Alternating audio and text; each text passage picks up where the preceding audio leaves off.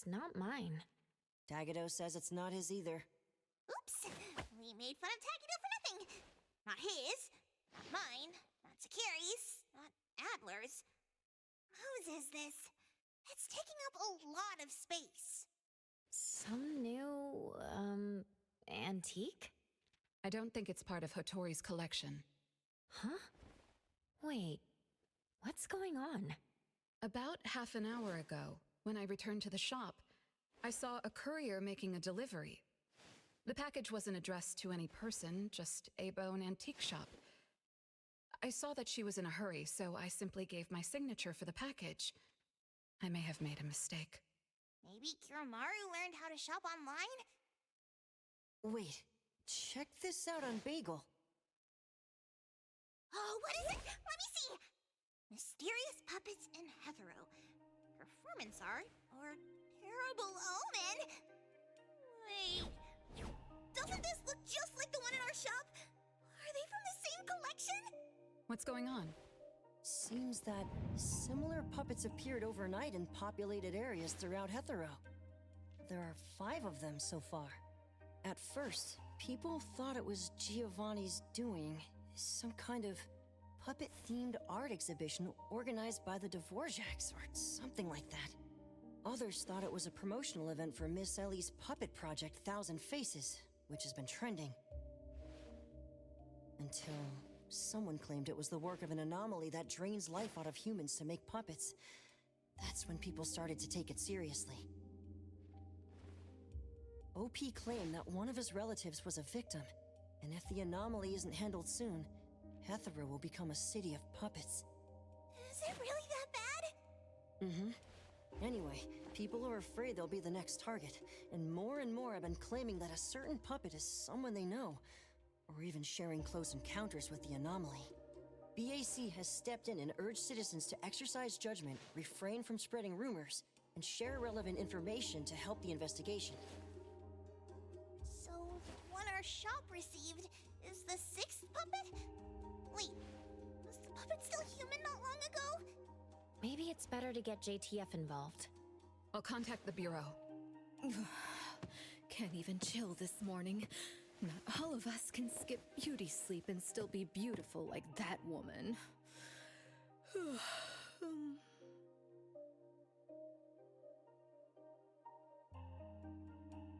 My apologies. It's not your fault, it's someone else. Forget it. So who brought this thing? Take it away, dump it, I don't care. Don't let it mess with the shop's feng shui. We got you covered, boss. JTF will be right here.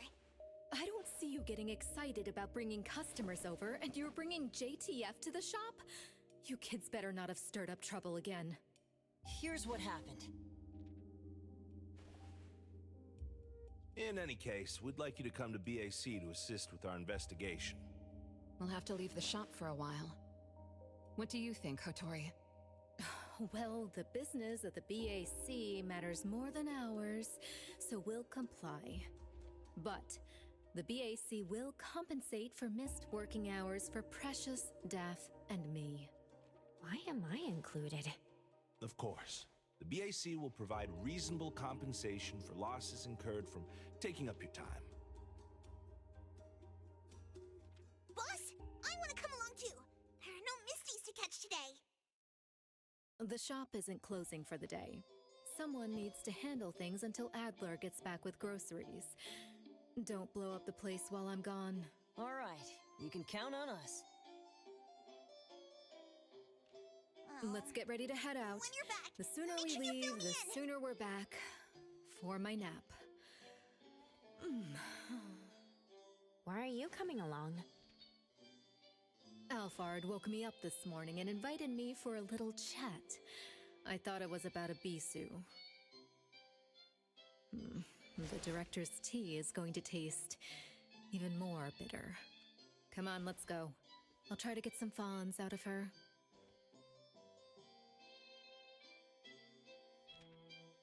Let's get ready to head out. The sooner we leave...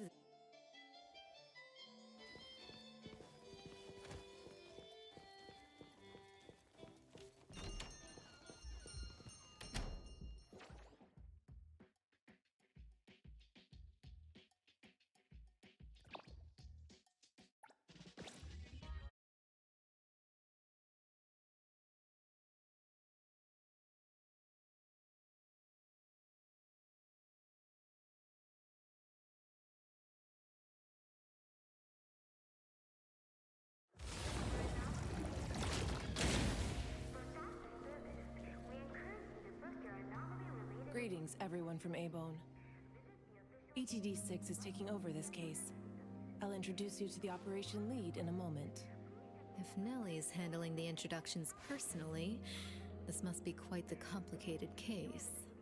Since there's already online unrest, we decided to assign a team specializing in anomaly crimes and meme anomalies. Anomaly crimes? Those refer to human criminal incidents that involve the exploitation of anomaly characteristics, or espers. So, the Bureau suspects that this isn't the work of anomalies alone. There are more and more divisions in the Enforcement Tactical Division nowadays. The puppet from A-Bone has been transferred to TempCon. Please follow me.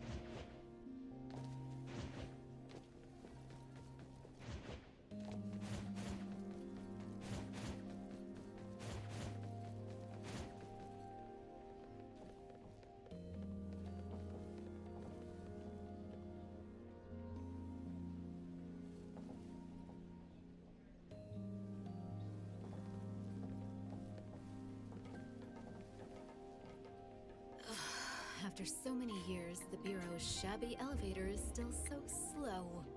Why wouldn't Alphard spend her budget to upgrade it? She hired so many new employees. Indeed, there have been many new hires after you left ETD. This is awkward.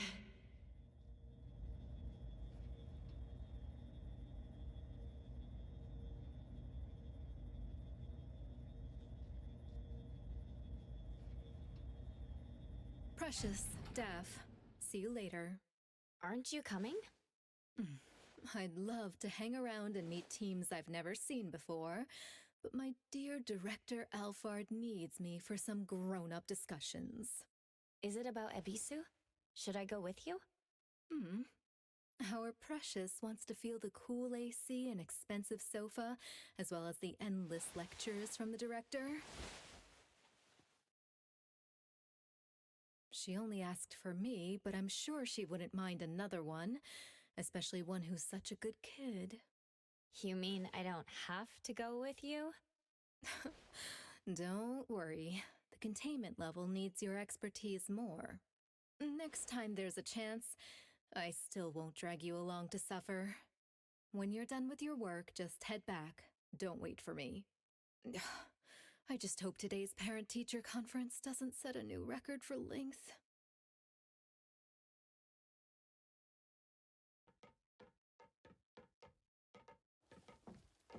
When I first came to the Bureau, Mint brought the anomaly to TempCon here, right? Yes, TempCon manages anomalies and derivatives that we don't fully comprehend. Depending on the situation, they'll either be nullified or transferred to the Seleno compound for long-term containment. We're about to directly contact anomaly derivatives of unknown properties. That said, your safety is guaranteed.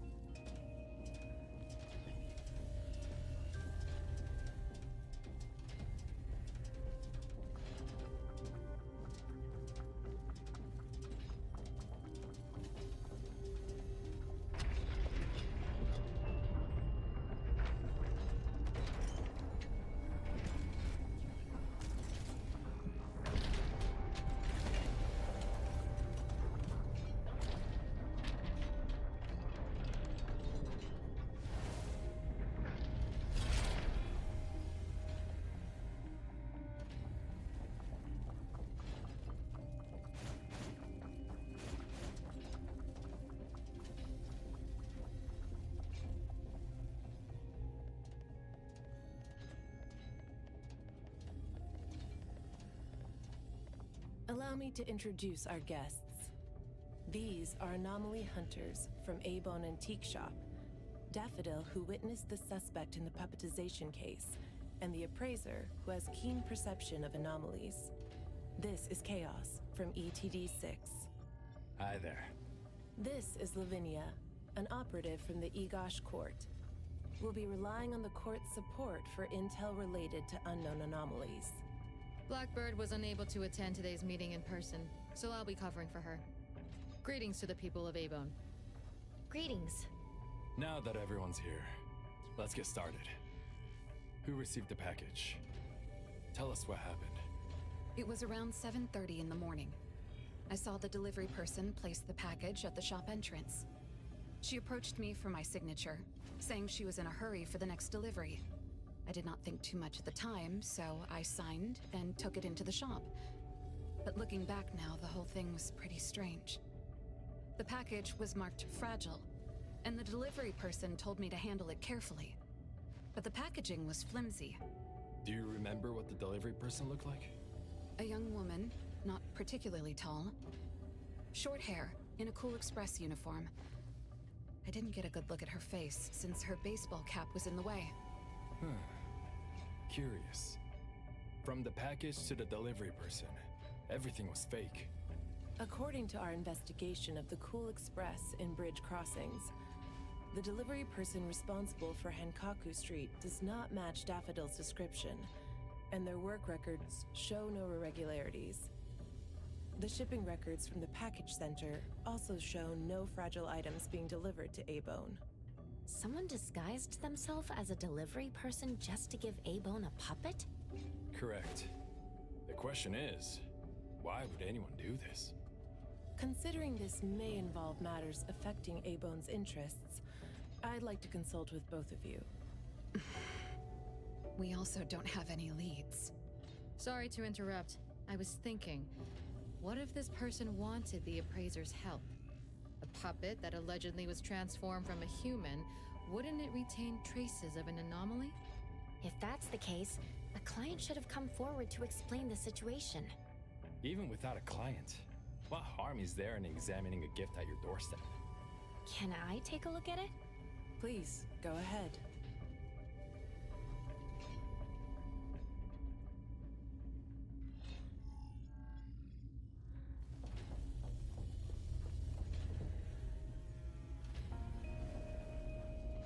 A puppet of a teenage boy who seems energetic. A puppet of a young woman with a gentle expression.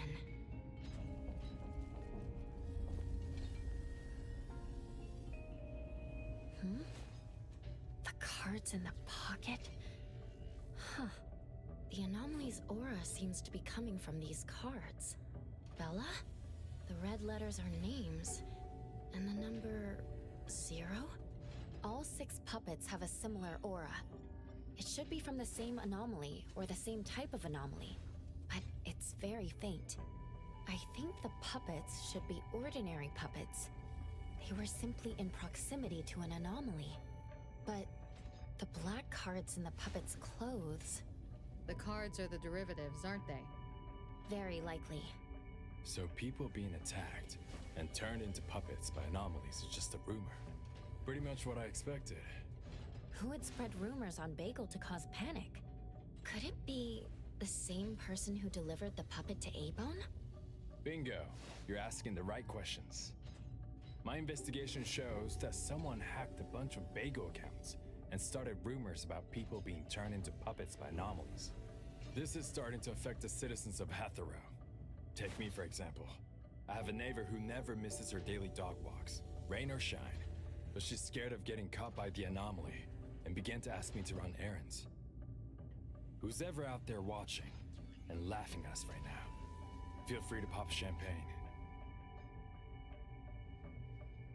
In any case, we can conclude that someone is spreading rumors. But I'm afraid clearing this up won't be easy. We can only explain the truth to the public after we contain or nullify this anomaly. And only then can we completely quell the rumors and eliminate their harmful effects. We have 2 important leads. First, the puppet was delivered to A-Bone, by a fake delivery person. However, neither of you know anything about her, so we'll have to set that aside. At least we're on the right track. The second lead is that the anomaly can write. In my experience, this is quite rare. I wonder if the Egosh court has any records of such anomalies. Could you help us interpret it? Unfortunately, we haven't found any matching anomalies in accessible records. If we can determine the identity of the names written on the cards, I may be able to help. I should be able to glimpse at their fate through divination and understand what they've been through. Chaos, consider this. If anyone received a black card from the anomaly, you are welcome to bring them to the witch's house for divination. Understood. If anyone from Abone discovers new leads, please contact BAC as soon as you can. We will look out for more leads. Very well, let's adjourn. Thank you very much for your assistance.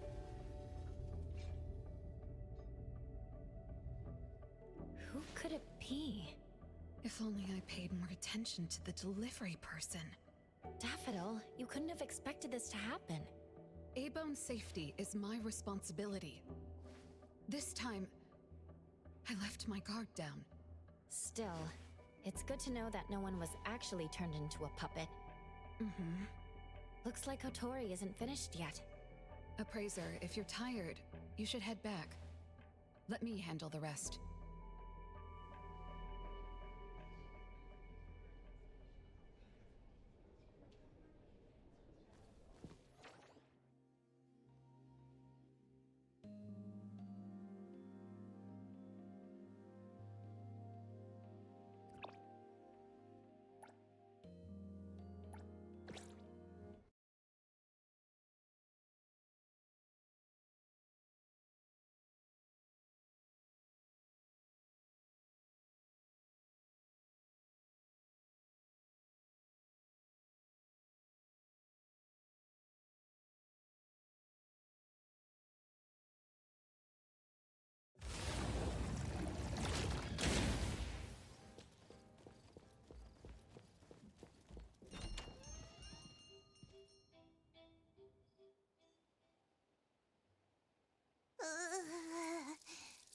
Natalie? Are you okay? One last part. Alright. Natalie's special training of watering flowers and horse dance. Complete. Watering flowers in horse stance? I'm learning from my master. Integrate every bit of training into daily life, using the weight of the watering can to increase the training intensity. How's that? Pretty clever, right? Oh? I water flowers like a normal person. Exactly. To master, this is just normal. My training isn't good enough yet. That's why I keep wobbling around. Just you wait and see how much I improve, master! Of course. Thanks to Daffodil and Natalie, the flowers and plants are looking better. I'll take care of pruning from here. Alright. Delicate work like that really is best left to the old man. Oh, by the way, how did that thing from yesterday turn out? Any updates? We couldn't get anything out of Cool Express. The manager even said that they're going to avoid hiring temps for a while. There goes one of my reliable side gigs. The Colucci's funds are running low. Oh, why do you think they're sending puppets to our place in Abone? Could it be the anomaly is challenging the Colucci's?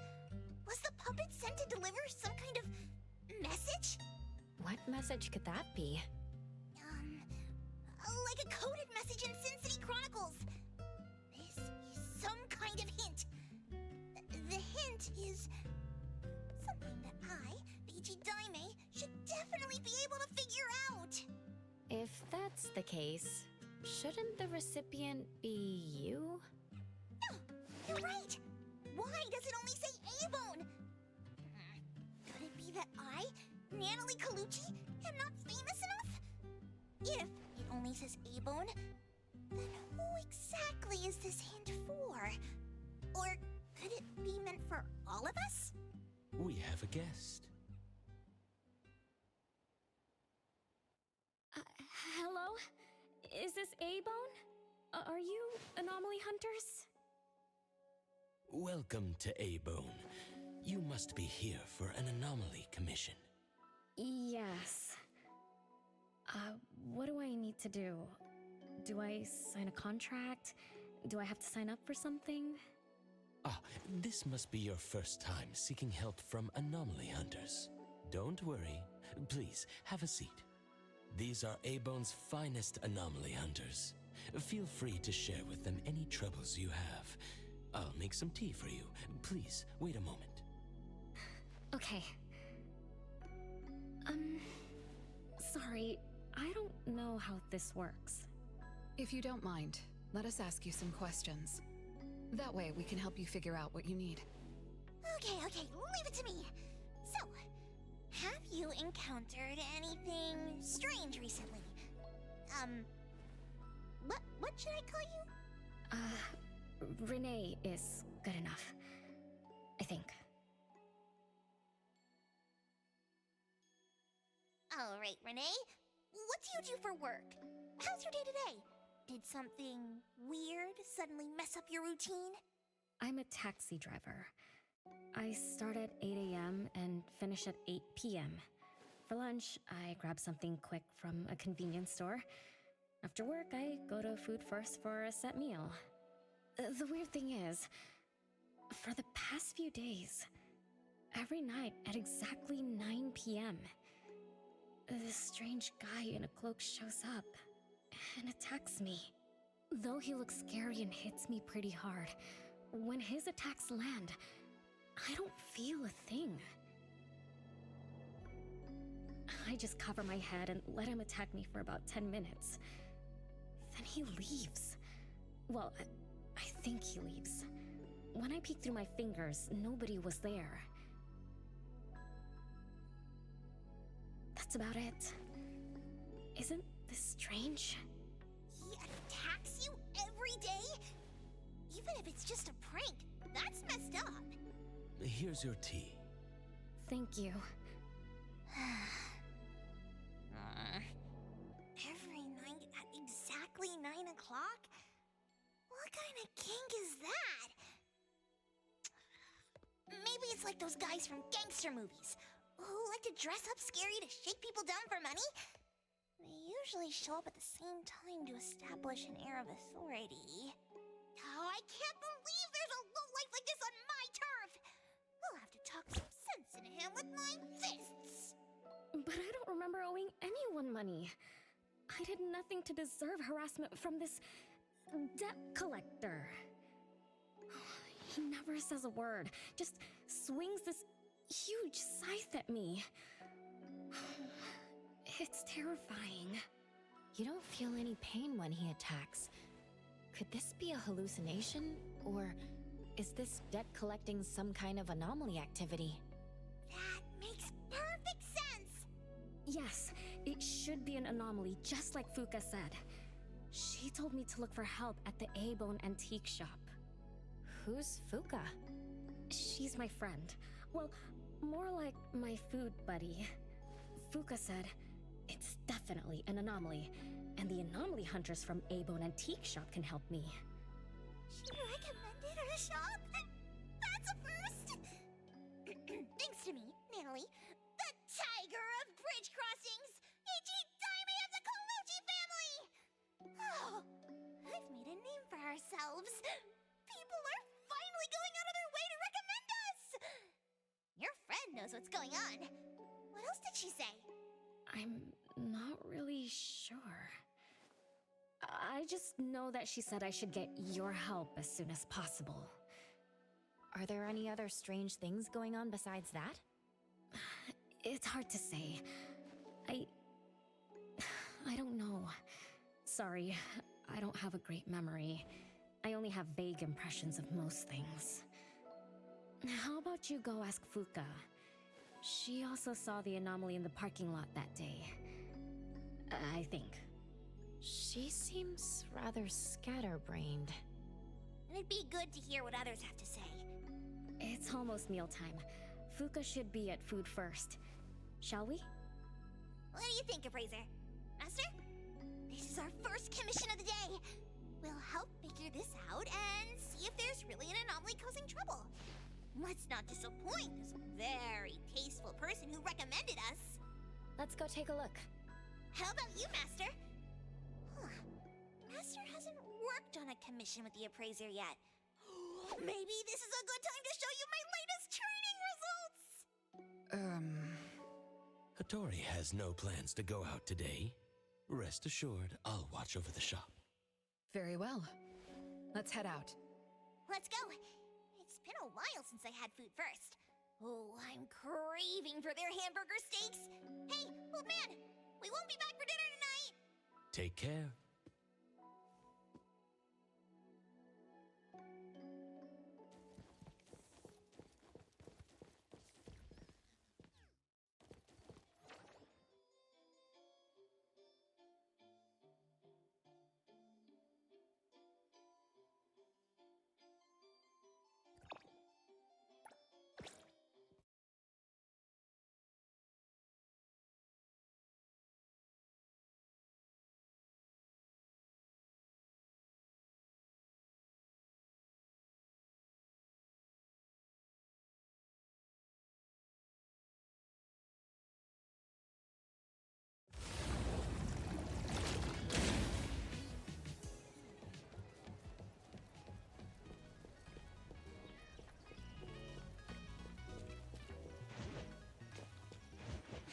What's that smell?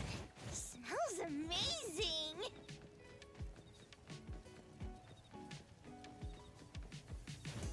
Get down now,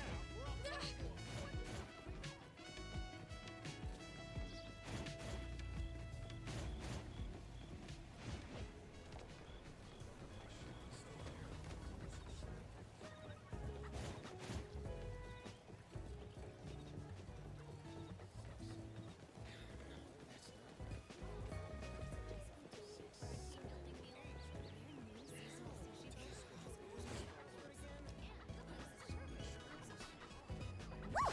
As free as the wind!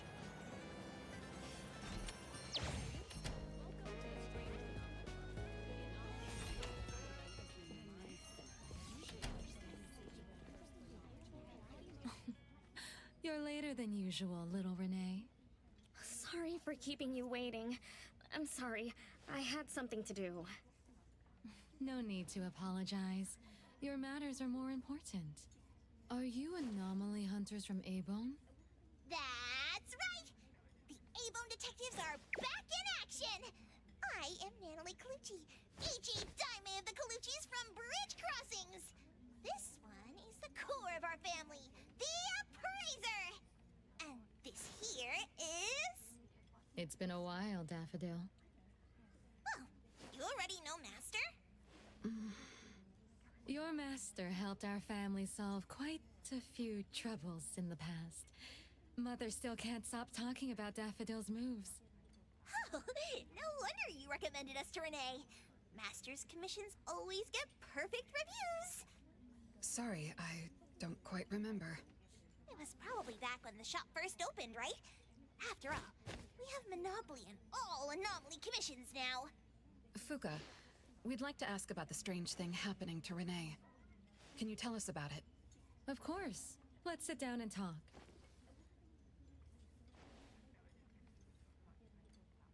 Two nights ago, little Renee and I finished dinner and were about to head home. She offered to give me a ride, so we walked to the parking lot together. That's when we encountered this cloaked person. Cloaked person. Didn't little Renee tell you about it? The anomaly she saw was a strange figure that looked like someone wearing a cloak. Oh. Did I really say that? You little scatterbrain, forgetting what you said again. I'm sorry. No need to apologize. But to be honest, I don't know what this so-called cloaked person actually looks like. You don't know? Weren't you there? I was. Renee was walking me to her car, but halfway there, she suddenly crouched down, trembling all over, looking panicked like she was hiding from someone. I asked her what was wrong, but she couldn't answer. She just kept muttering things like, "Don't hit me." Nobody else was around, let alone anyone hitting her. So you didn't actually see the anomaly attack Renee? I did see her curled up on the ground, but I definitely didn't see the cloaked person she described. After about 10 minutes, the kiddo just stood up and asked me to follow her to the car, acting like nothing had happened. Isn't that strange? Are you sure this isn't some hallucination? Like, maybe she ate some weird shroom at dinner or something? I thought she was hallucinating at first, but on the way home, she told me that this weird thing happens every night at 9 p.m. It didn't sound like she was lying. Not a hallucination, only she can see it. Harasses her every night at the same time. With something this bizarre, it's gotta be an anomaly causing trouble. So, any leads yet? Hunters from Avon? I see. Can I ask one more question? Of course, Daffodil. When Renee was clearly unwell, why didn't you contact a doctor? That's right. She acts like she's nice, but when her friend was in trouble, she didn't seem to be concerned or help her. Well, I was worried something might be wrong with her, so I told her to go to the hospital. But the girl insisted she was fine. So I just let her be. You also suggested that she should seek help from A-Bone. That's because I later realized Renee must have gotten herself into trouble with some anomaly. So I thought of you. Wouldn't it be better if you experts helped her, instead of having an amateur like me mess around? Daffodil, you may be thorough, but you always get obsessed with details. Same old habits. I'm the one who told Fuka that I was okay. Really, I'm fine. It didn't hurt at all. It's just that the anomaly was scary. Thanks to Fuka for explaining everything that happened. I'm not so good at that. I feel like I don't really know what's going on. We've been talking for so long, we almost skipped dinner. I'll buy everyone food tonight. Take a look at the menu. What do you want, Fuka? Same as usual. Spicy chicken cutlet curry rice. I'll have the same. I don't know about the other stuff at this place, but I like the spicy chicken rice, since it doesn't have those gross green peas. What about you, Nenali and Appraiser? Go ahead and order something you like. We'll gladly take the offer.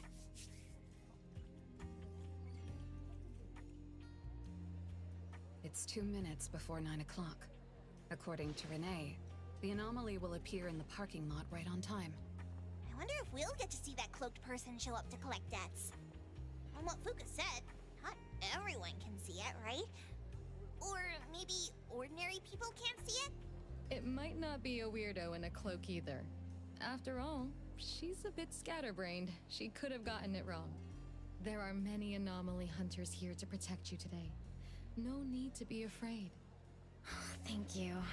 You always take care of me. Then I'll walk ahead. I'll show up soon.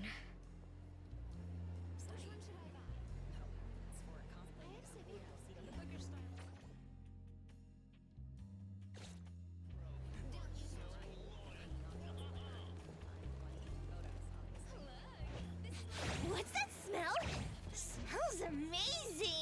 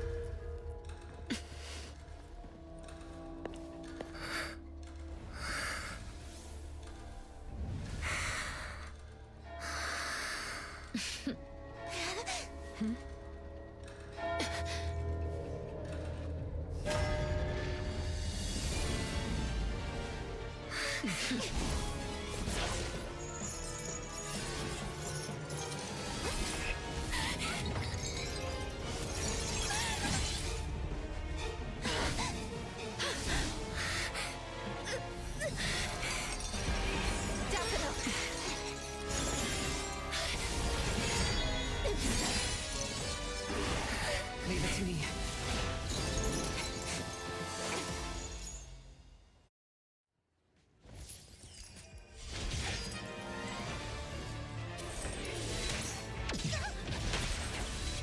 You can't touch this! Just warming up. Nice work.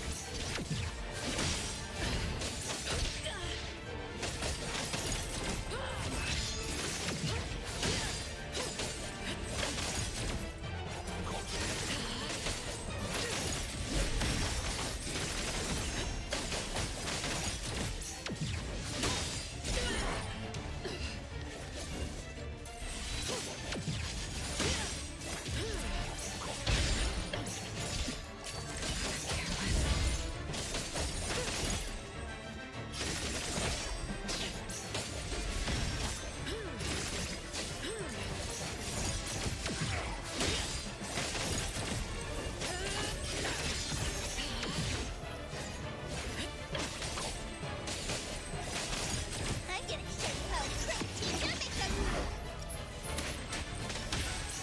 Take that! The city's mine!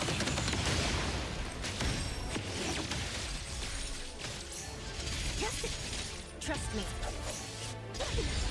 Watch the timing. Let's finish this.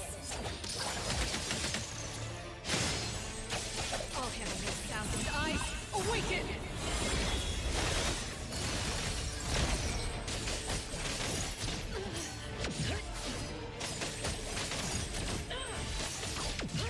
Your moves are sloppy. Let me take over. Be careful. Now's the time. Easy done, arrive. Trust me.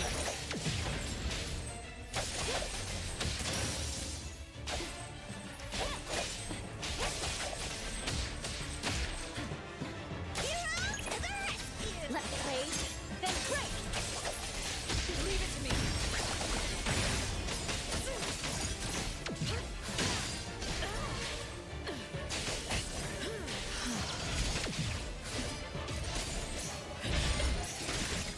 No problem. You don't know how to give up.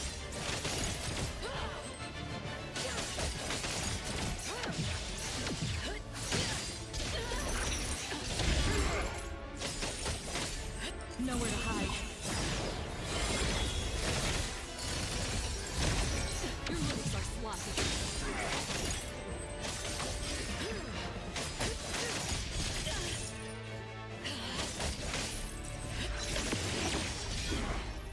Just a scratch.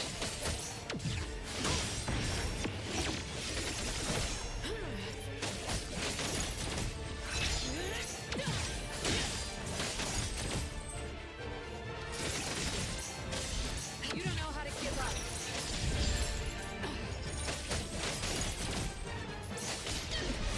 I got careless.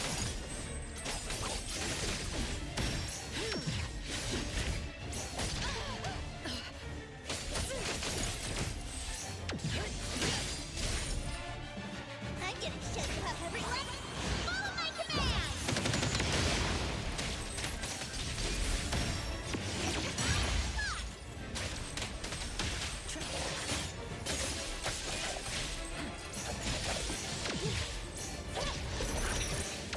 Big, flinty, and faster. Time for a game! Nice work.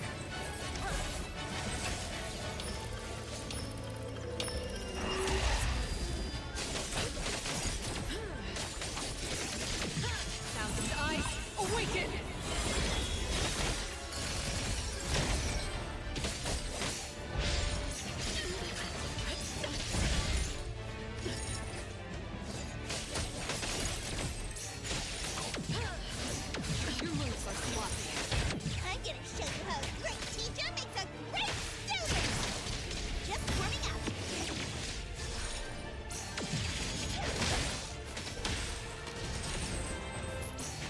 take over. Perfect timing!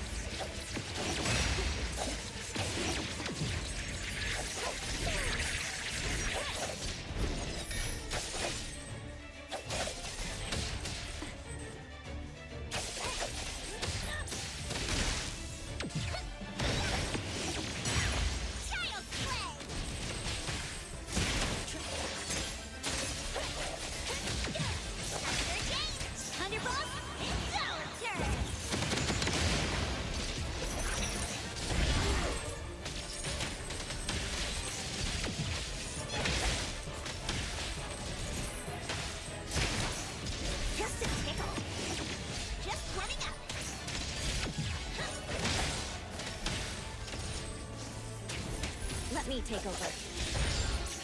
Decided by hero!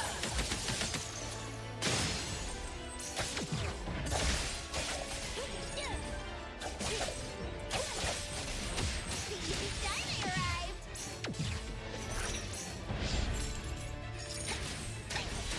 Can't touch this!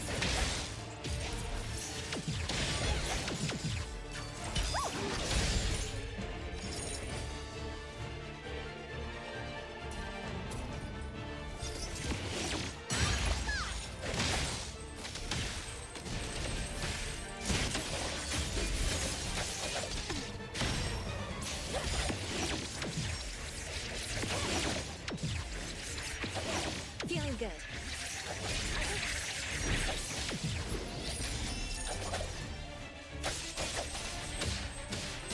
Time for a change! Everyone, follow my command!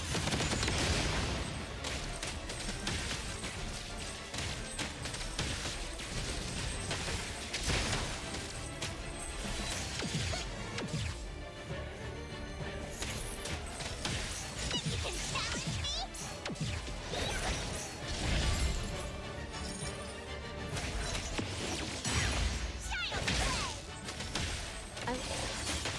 Hey, Splinter and Buster!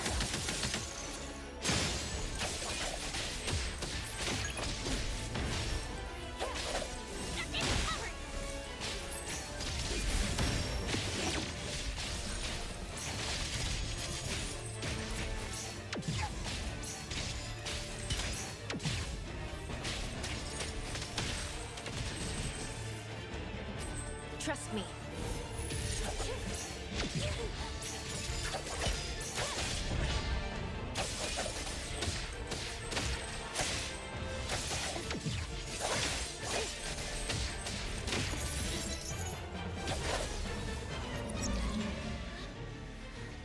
How did it get away? Don't tell me I'm getting rusty. Stay away. Stay away from me! Are you okay? Don't worry. I drove away that debt collector. Everything's okay now. Did the anomaly drop that thing on the floor? Renee. And a series of numbers on the back. Minus 20088. The numbers are different. It's the same type of card the Bureau is looking into. Let me contact Chaos. We meet again. From what I know, you received a commission from Renee to investigate this debt collector anomaly, which attacks her every night at the same time. You fought, then the anomaly left behind the same cards from the poptization case. So you encountered the same anomaly I'm after. Could someone have schemed all these encounters just to involve you? ETD6 lives up to their name. They are true anomaly crime experts. You're right. This doesn't seem to be a coincidence. We still don't know who's the mastermind or why they're doing this, but we may have already met her. Fuka, the friend who recommended us to Renee. Wait, she was just here a moment ago. She's already gone. What did she say? She recommended A-Bone because Daffodil had handled her mother's commission before, which left an impression. Daffodil. Daffodil. So it's Daffodil again. Interesting. Thanks for the information. We should make a trip to the witch's house. Good thing it's not too late. so ask the Blackbird and her team to work some overtime. Aren't you coming with us? Of course.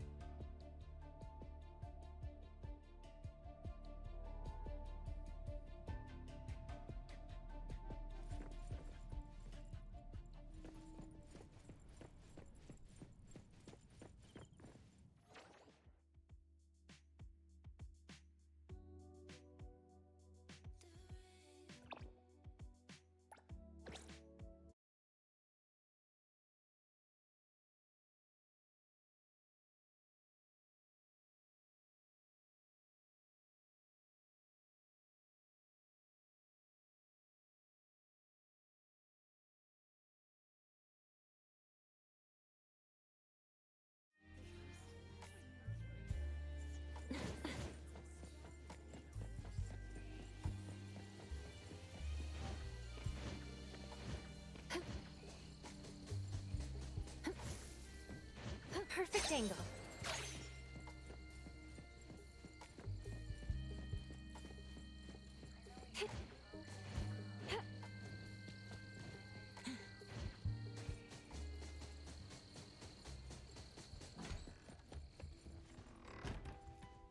Greetings.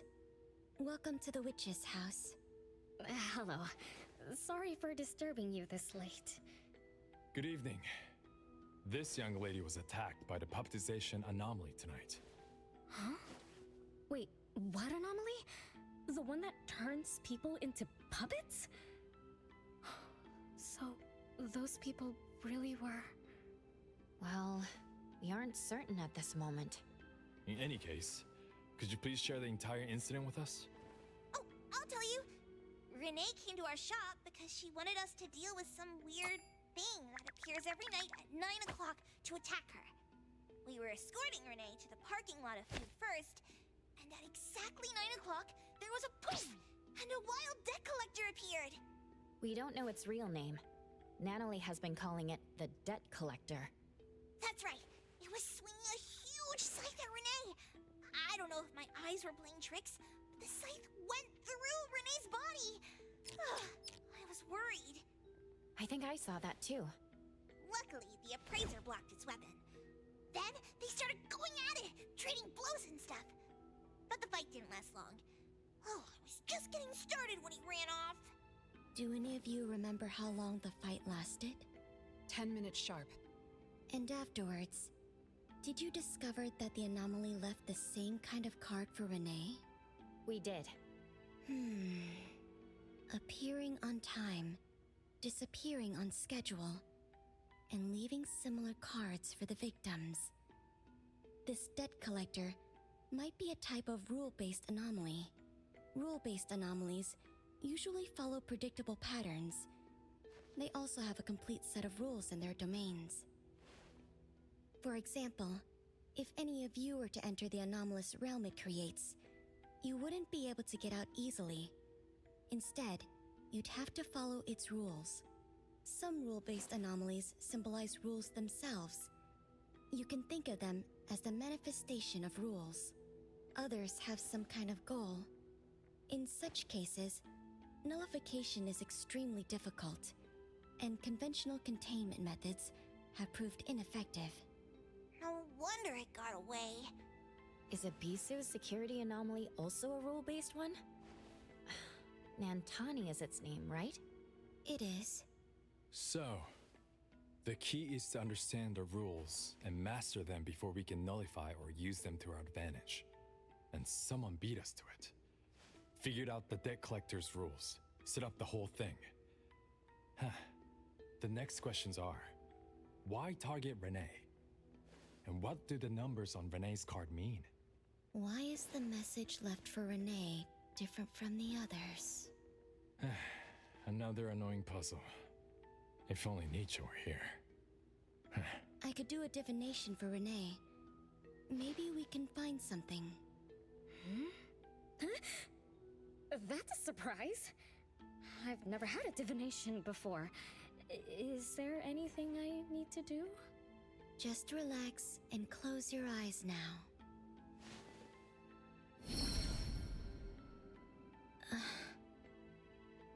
Oh, lost child of fate, Your tomorrow is trapped in blankness. Wait, what? What trap? What blankness? I thought divination is about tomorrow being lucky or a sunny day. Oh. Your fate is rather unusual. I'm afraid I can't give you further interpretations. But I once performed a divination for another woman with the same result. You might share similar fates. Her name was Dolores, head of the Constantine family. She was tired of her life, saying she was never truly alive. Yesterday, today, tomorrow, each day was equally empty and void of meaning. I think that was because she lived for far too long. Uh-huh. She lived for a very, very long time? They say that Lady Dolores is an immortal with eternal youth, that she made a deal with the devil for unlimited lifespan at a huge price.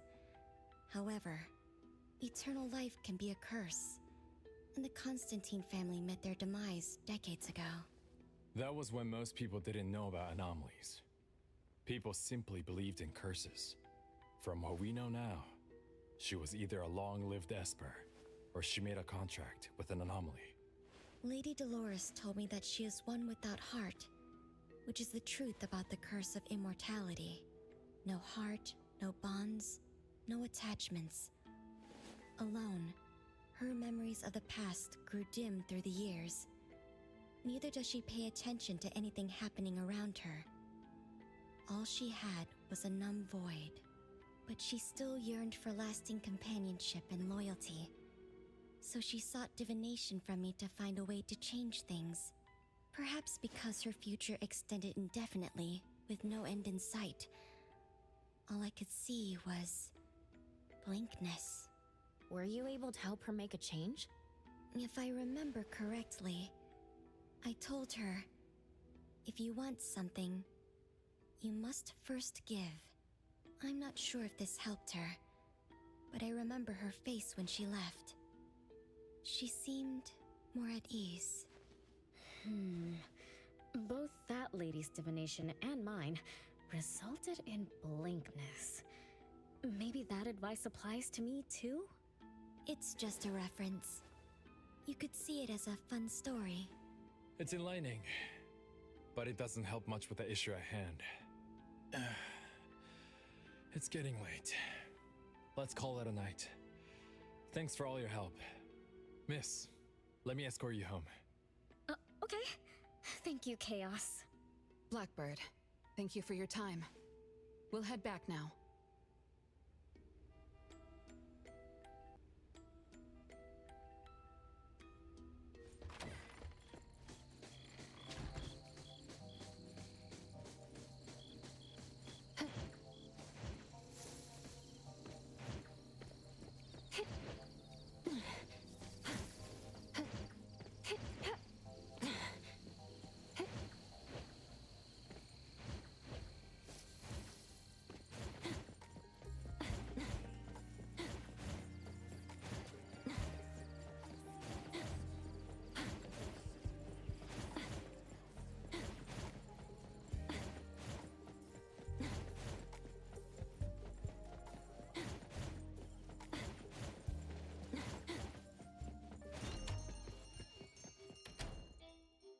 Whoa! It's already so late! Today was a lot of work without a lot of results, huh? A rule-based anomaly, weird messages on a card, and some story from way back. There seem to be a lot of clues, but there isn't a way to connect them together. They must be related. What could be the missing link?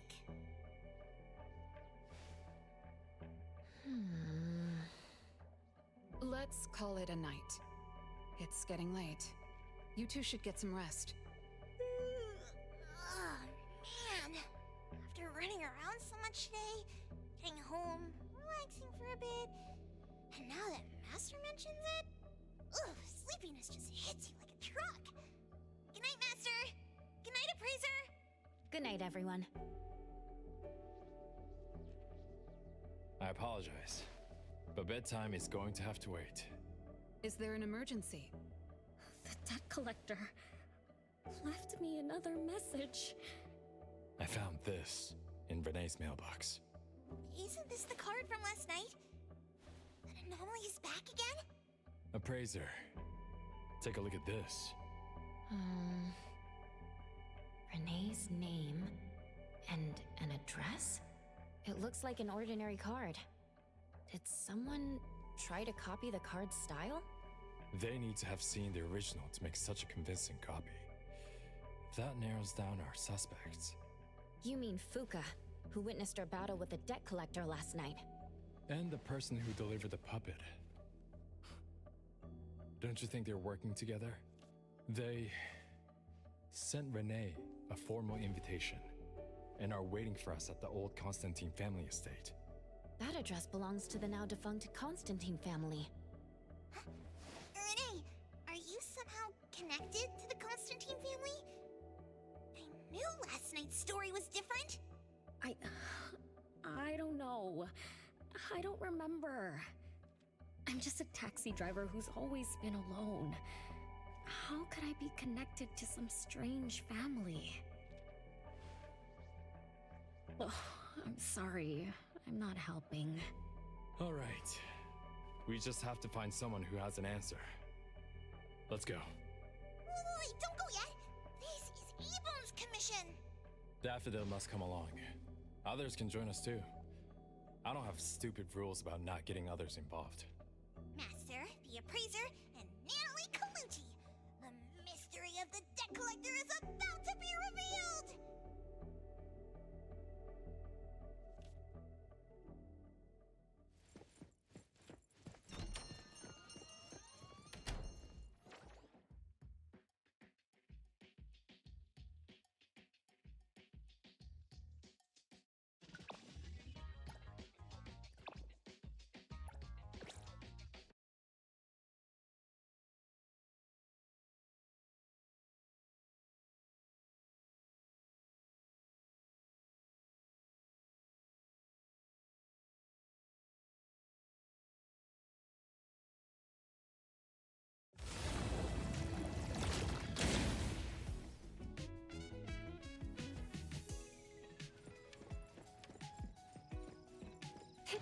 The wind's just right.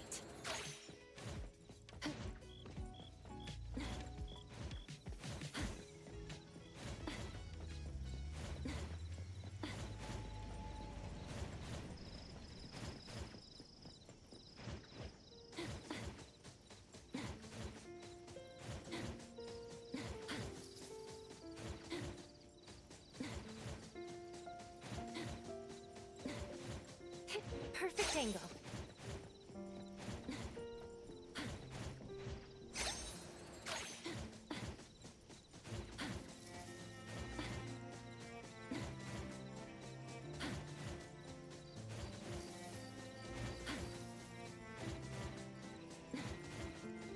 The wind's just right.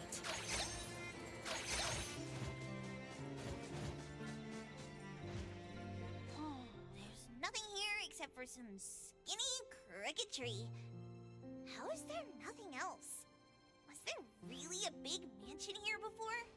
It's a cherry blossom tree. I didn't notice before, but wow. It's grown so tall already. The branches might be thin, but they're sturdy. Natalie, do you want to climb it? Me? Climb the tree? Now? Let me see if there's a good angle to climb. It's been a while. I'm not sure if I can do it. Or maybe it's because I was smaller when I was a kid. I could just hop and reach the top. But now... maybe it's better not to try. Huh? Why are you all looking at me? I'm sorry. My bad.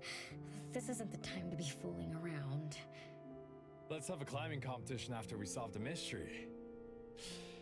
Let's get back to the case. Renee said she's been here before, specifically when she was a kid. and that she used to climb this cherry blossom tree. You are connected to this family after all. Did I just tell you all of that? Yep.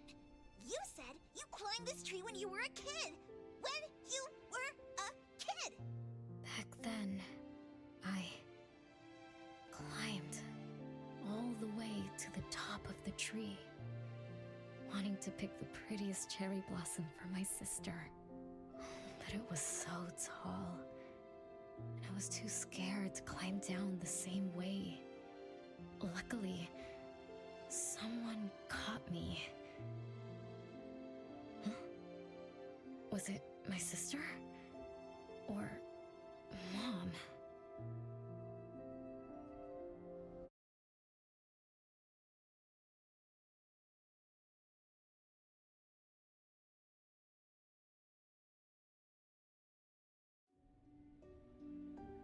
Ow!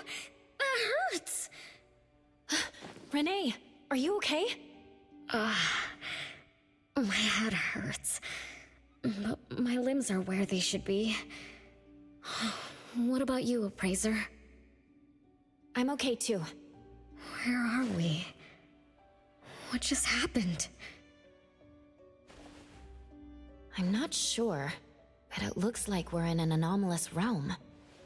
You remembered climbing the cherry blossom tree as a child, then we got pulled in. Natalie and the others aren't here. We might be separated. This is my fault. I'm so sorry. I had no idea this would happen. No worries, it's not your fault. Besides, we hunters are used to being pulled into anomalous realms. The real question is, how did we end up here? What a grand entrance.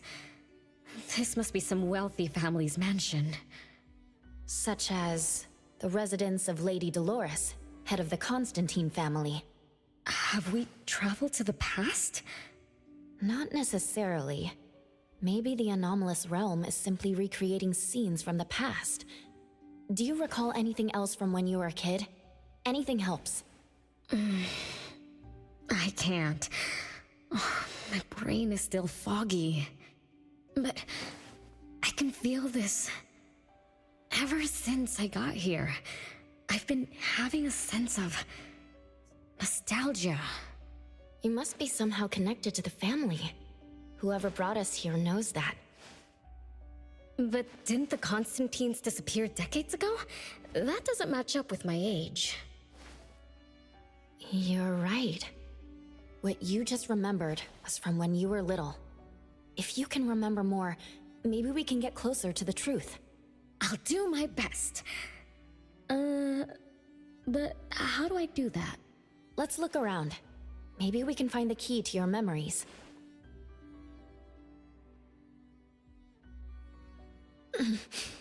Strange. It won't budge. I'm feeling rather shut out. Is this really a door?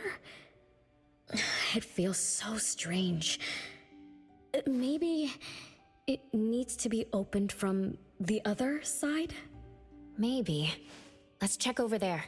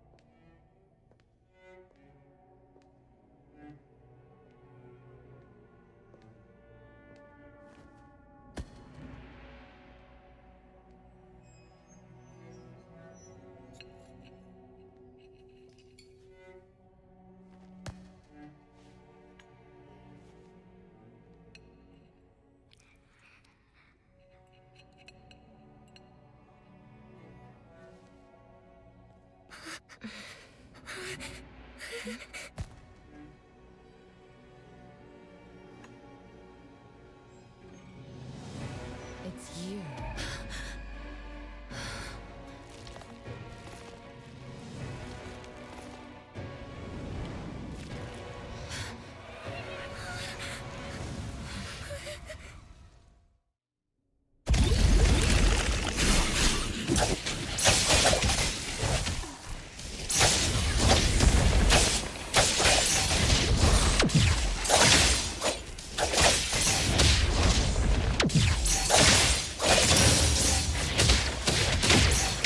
Not too difficult.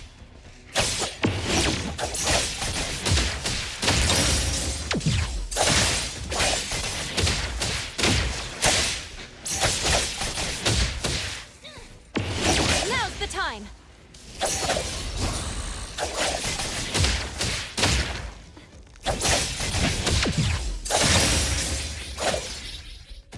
What was that just now? Something from the past? A family sitting around the table, getting ready for a meal.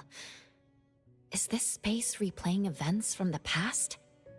How strange. It's like watching a movie. That's called a reenactment of the past. But did I just upset them? They don't seem too happy to see me. Don't worry about that. Anything can happen in an anomalous realm. In fact, hostile anomalies are rather common. Do you have memories of what we just saw? It somehow feels familiar. Especially with the person who lit the candle. But, I'm not sure. That lady. If she's from a memory, how could she make eye contact with us, who are in the present? Am I just overthinking? 1 o'clock? It's 1 o'clock already? Bell chimes? When the debt collector appeared, it also sounded like this. Could this be related to the rules it follows? Let's go check the entrance hall.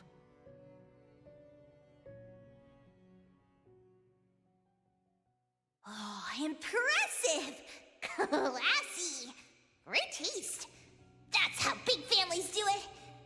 If only the base of the Kalujis were as fancy as this! Well, we could definitely do without the curse. Do you think Renee and the appraiser already went ahead of us? Let's go in to investigate. It's best if we regroup as soon as possible. Whoa! This door is so ancient! It's not going to fall apart if I push it, right? An old, ruined mansion that suddenly appeared, long neglected and unmaintained. Could this be how the Constantine family mansion looks now? The desolation we just saw could be an illusion to hide this place. That makes sense. And then Renee dispelled the illusion. She must be part of this family. In other words, the master of the family returns. An old mansion abandoned for decades. I better be careful. I won't be able to pay for damages if I break anything historical. Yeah, we're inside an anomalous realm. Be careful. Alright then, let's be gentle. Hello there!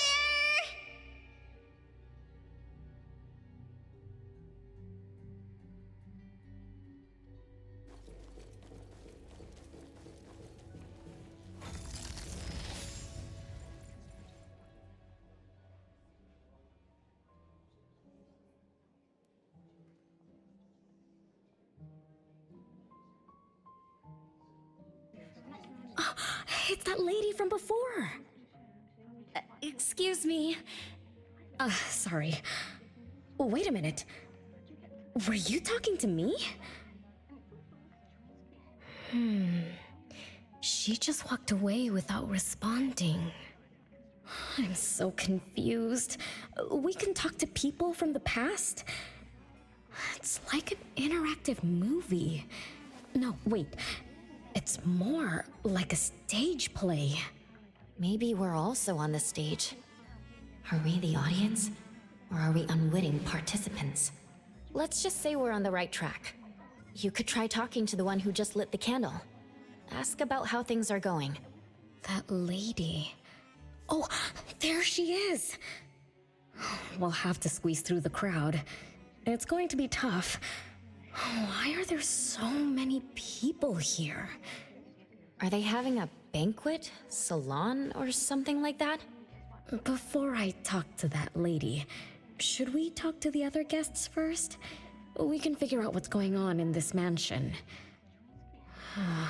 That's a lot of people, though. When I drive a taxi, I don't need to speak to more than 2 or 3 passengers. No need to push yourself. Want me to handle this instead? Appraiser, You've done a lot for me. I have to step up. Besides, this is the first time I want to figure things out. These are probably things I never should have forgotten.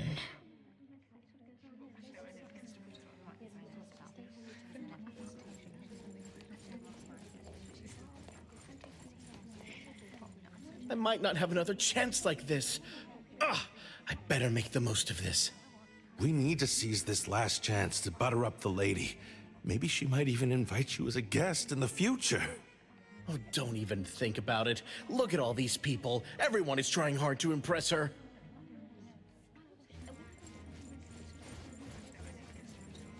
Which family does that young girl with the white hair belong to? How come I've never seen her before?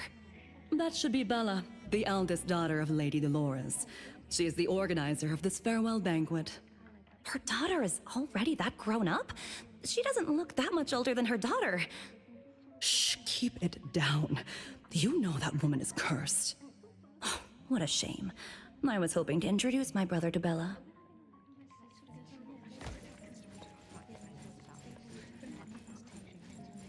The salon has been running just fine. Why is it getting cancelled?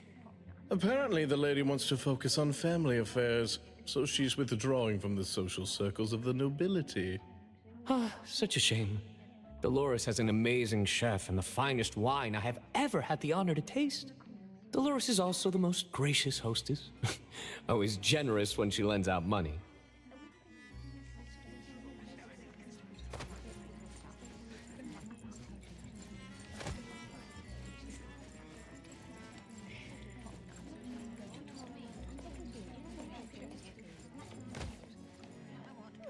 That woman is finally stepping down from the stage.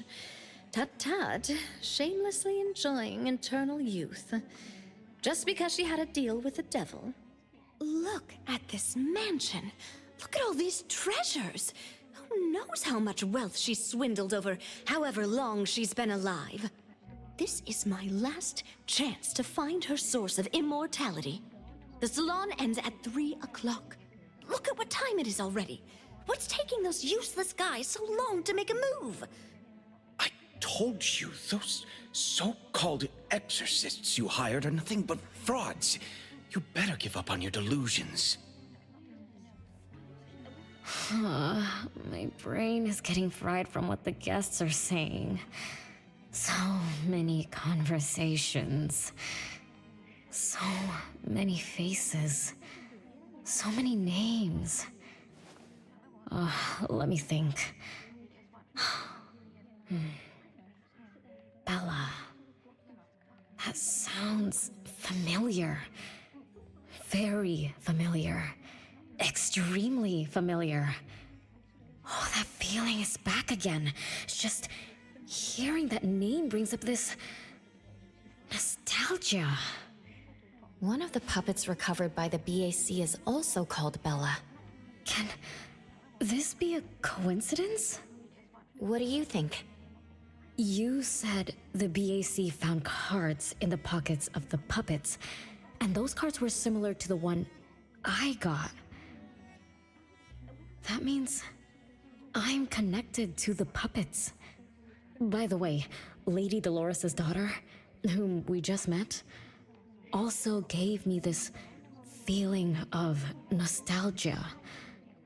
I guess I'm really connected to this strange family. Did you remember something? Could I have been their driver? I'm pretty confident in my driving skills. No? Why don't we find Bella and ask for confirmation? That's a good idea. I want to talk to her, too.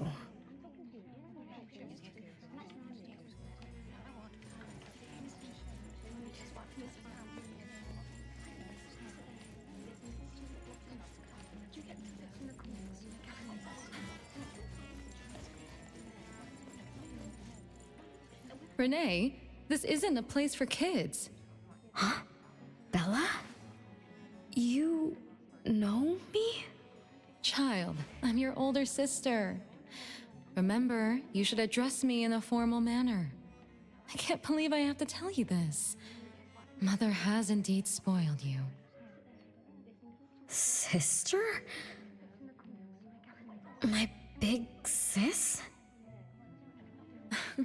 Why are you so confused? Oh, did you oversleep again? Mother warned us not to interrupt her salon, but you just had to go see what's going on. Like the time you hid in that cabinet to peek through. You ended up very disappointed, remember? You said adult social gatherings were boring, so you dozed off. You fell asleep in that cramped cabinet. When you woke up, you were so groggy that you forgot where you were and what you were doing. And then you woke up, but someone had shut the cabinet door, leaving you in a dark, cramped space. You snapped and started to cry. Desperate to escape, you threw yourself against the cabinet door. That day, every guest witnessed the extraordinary commotion you caused. You completely ruined Mother's salon. I didn't mean to, big sis. Is that so? Do you really think I'm your sister? Huh? Big sis? But aren't you? No, Renee. I'm just a shadow bound to this place, destined to meet you. Though you might have forgotten or abandoned us, we've been waiting for you all this time. We've been waiting to relive these moments with you. So, I really am part of the Constantine family? I'm her daughter? Looks like that poor brain of yours still remembers something. If you didn't even know your own mother, how sad would it be for those who love you? Where are they? Mom and the others. Are they still home? My dear sister, this is the Constantine mansion trapped in the past. Everything that happened here, everything about us, reenacts over and over again at this place. Come on, Renee. To return to the past, you must reclaim the choices of your past, including all your mistakes. If you're not Renee's older sister, then who are you? Shouldn't you ask her why I appear as Bella? The answer has always been in her heart. I don't understand. Wait, sister! It's all right if you don't understand now. I've been waiting for you for so long. I don't mind waiting a little longer. Bella. I think I'm starting to remember. She was the sister who caught me when I fell from the tree. She's been here all along, waiting for me to come home. And why is the puppet also called Bella? I don't think the Bella we met is a real person. Remember how this is an anomalous realm? So she's my sister from the past. Though, I don't understand everything she said. That's what she meant, right?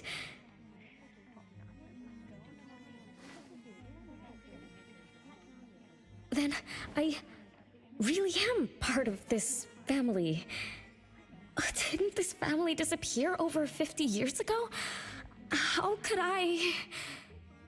How about we ask Lady Dolores? My mom?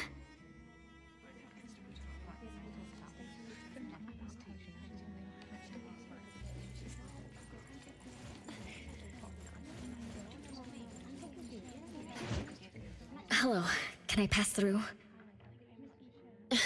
Excuse me, coming through. Hey, get in line if you want to butter up the missus. Take turns like everyone else. You're not the only ones who need something from her. Dolores is far too kind to you commoners who are uncultured bumpkins with no etiquette. Do I need to remind you about what first come first served means? I don't think we can squeeze through.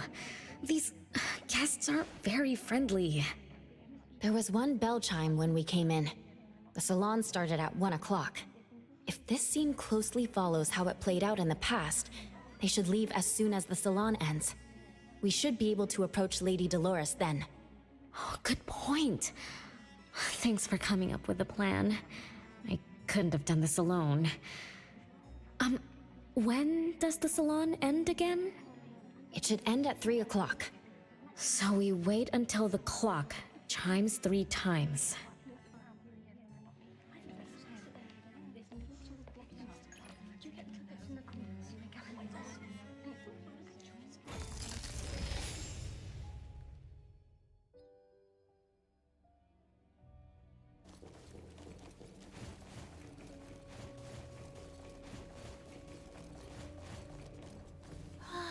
What a beautiful clock! Is this what history feels like? Why is it stuck? Let me fix it. Wait. What's wrong, Master? Is it dangerous? It's best to remain vigilant in anomalous realms, especially with clocks. Oh, right. That debt collector anomaly is also related to clocks. Blackbird once mentioned that rule-based anomalies follow established patterns strictly. It would be a good idea for us to pay close attention to time. Got it, Master. Let me look around for clocks, watches, and stuff like that. But, I guess I was in a bit of a rush. It doesn't seem it cost anything, though. The debt collector didn't appear this time. Ouch! My ears! Something else showed up. Hey! Watch this!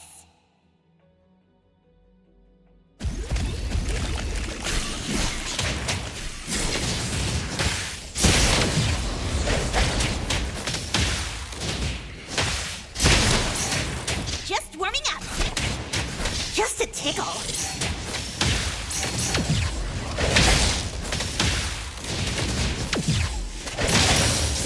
Can't touch this!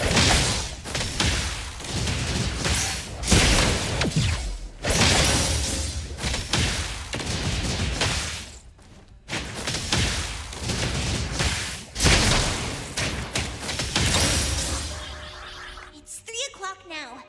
The debt collector shows up every night at 9 o'clock to attack Renee. Until then, let's try to figure out what rules the debt collector follows.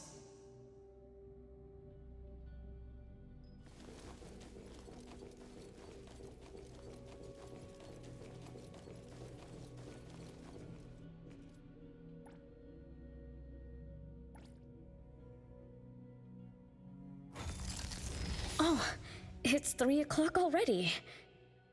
As you expected, all of Lady Dolores' guests have left. Whew, I'm going to see Lady Dolores now. Take it easy. Don't be so nervous. I'm here with you. Okay, deep breaths. Deep breaths.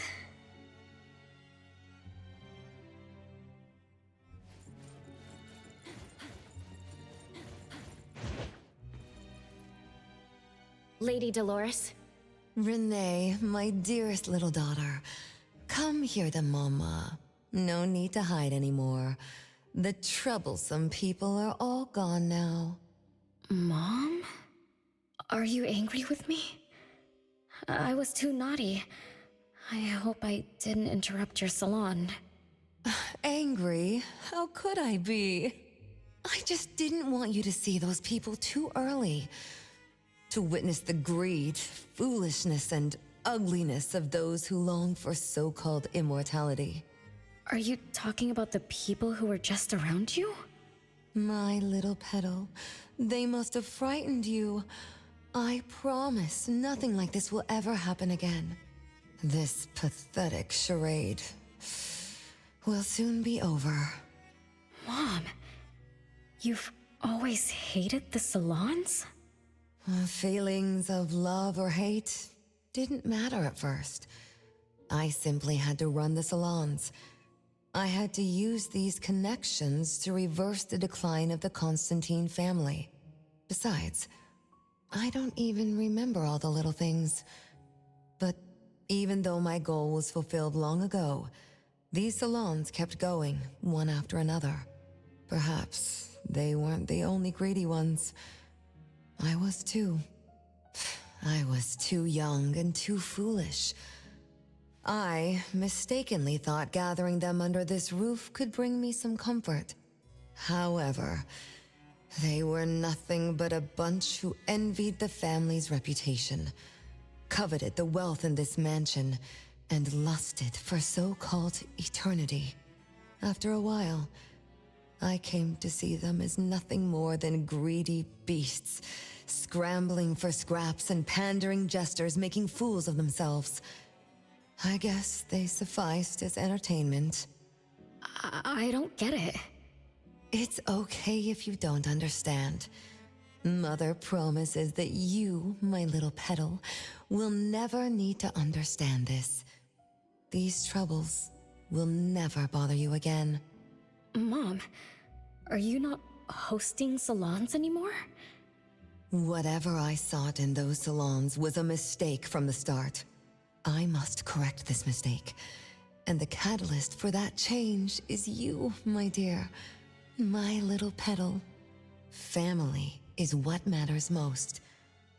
You are the most precious gift in my life, as well as the very source of meaning in my stagnant existence. Whatever time we have left, we must treasure every moment together.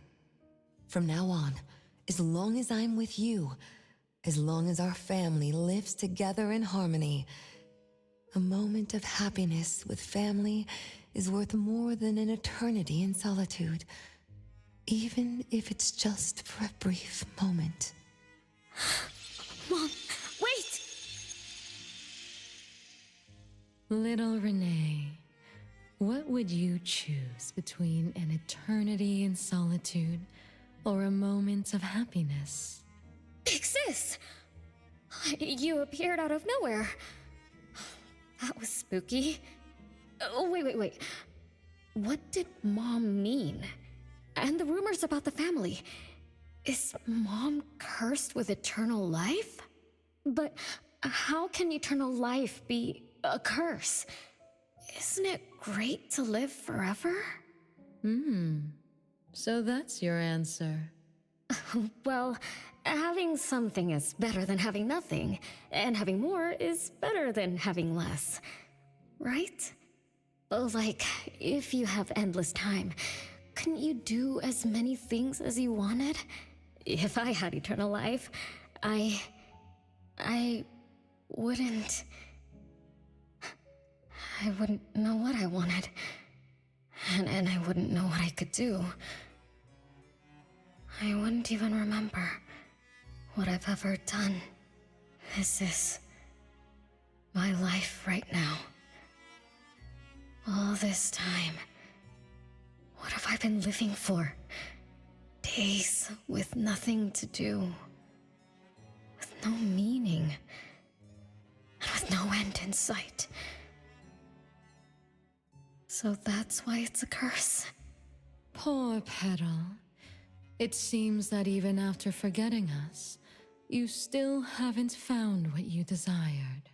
Or was the kind of happiness you were looking for nothing but drifting through life in a daze, barely conscious? No, I didn't forget you on purpose, Big Sis. It's not like that. Little one, you self-contradict and don't act as you say. But I believe you, because you've already paid the price. Just like your first answer, you made a choice before. That choice allowed you to return here by yourself, but it also made you forget everything, including us.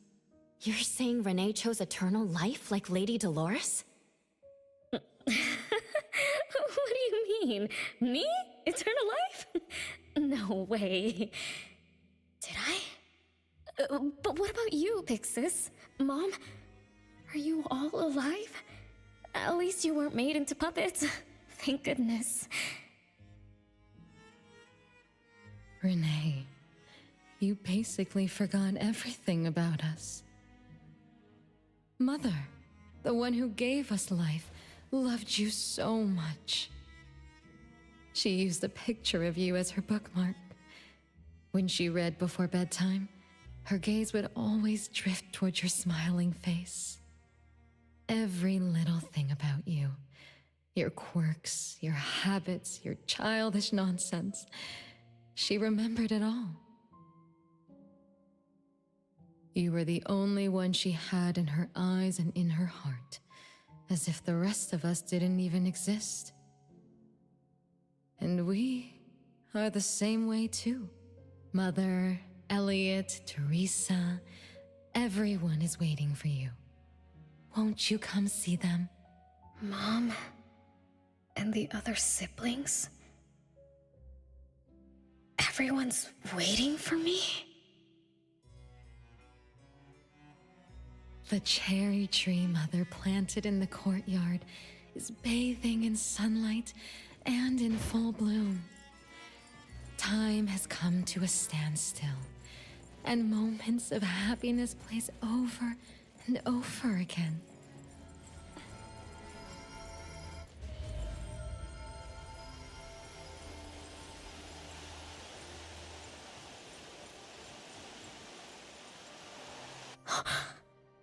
It's the same tree from before. The cherry blossoms. Oh, they're so pretty. Back then, when I was looking up at this tree, I suddenly wanted to pick the most beautiful branch for Big Sis. I thought she'd definitely look pretty with cherry blossoms in her hair. So I reached for that branch as far as I could. But I lost my grip and fell from the tree. Then... oh, what happened after that?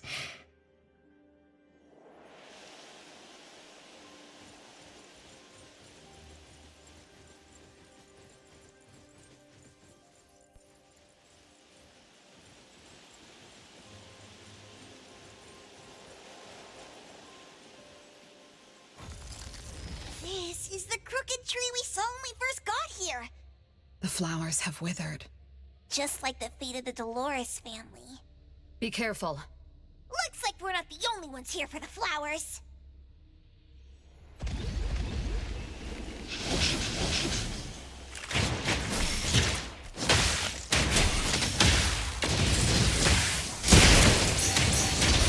Just warming up.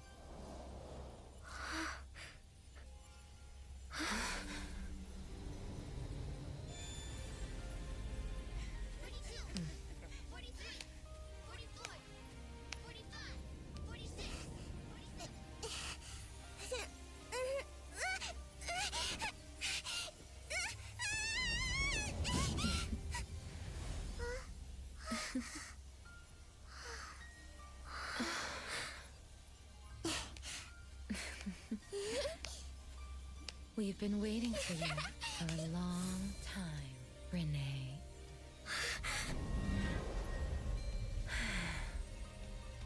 Do you remember the reason we were born? And the purpose we must serve?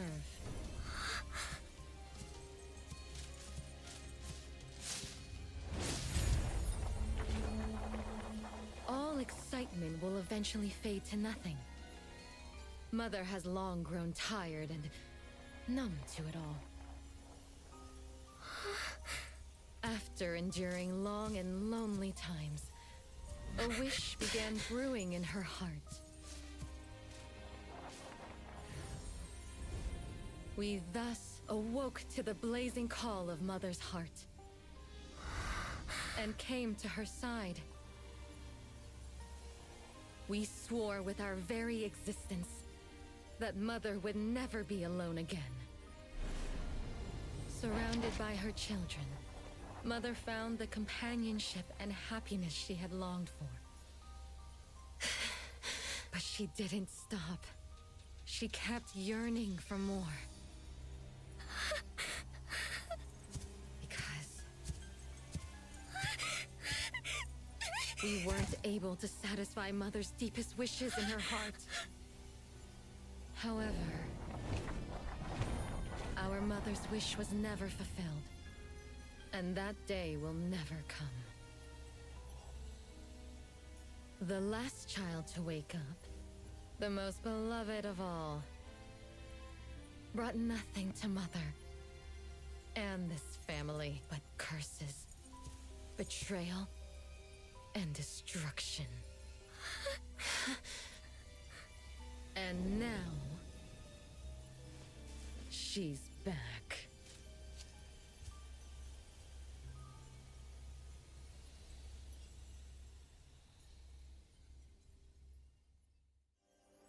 Do you remember about the time our family spent here? From the very beginning, we were just wooden puppets sleeping in Mother's box. We opened our eyes in response to her deepest wishes. We answered her calling from the depths of her heart. Teresa, Elliot, Yvette. One by one, the children woke up and gave everything they got to put a smile on Mother's face. Those names are the same as the puppets found by the Bureau. This was Mother's miracle. She gave life to the wooden bodies of her puppet children. All of us shared Mother's gift of eternity. In return, we brought her laughter and companionship. The happy times seemed to last forever, but Mother still felt lonely. She was still yearning for more.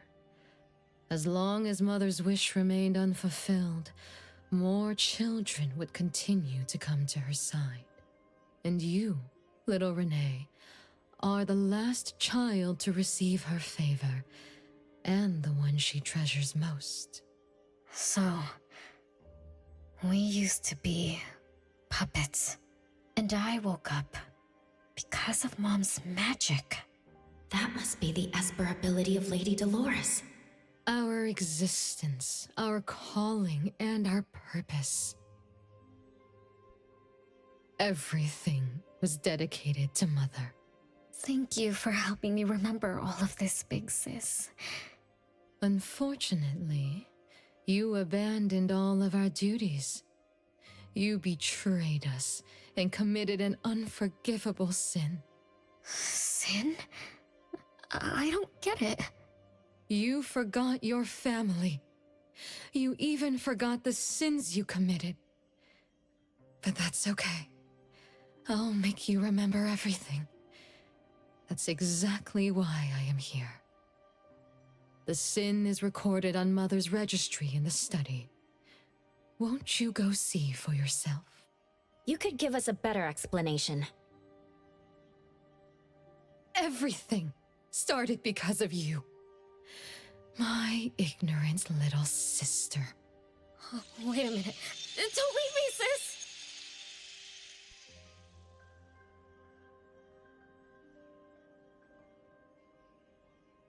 Renee, you're remembering something, right?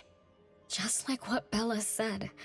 We're all puppets that woke up in response to Mom's wishes. We exist to keep Mom company. I remember many, many things now. I had tea with my siblings. We also played hide and seek at home. But Mom, our beloved Mom, where is she now? Why am I the only one alive by myself? Where did they all go? We'll have to check the study.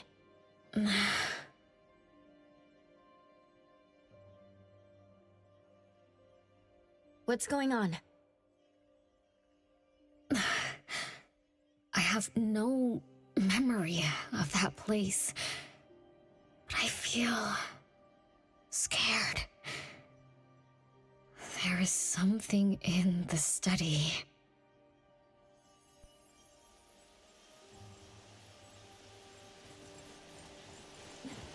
Perfect angle.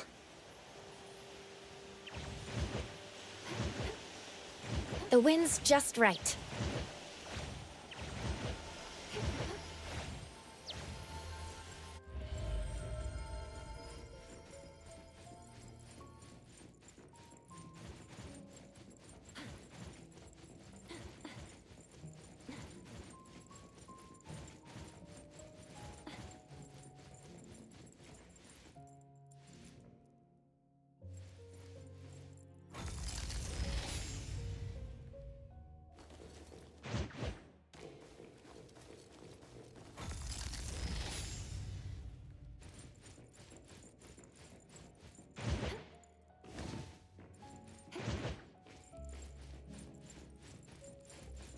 Perfect angle.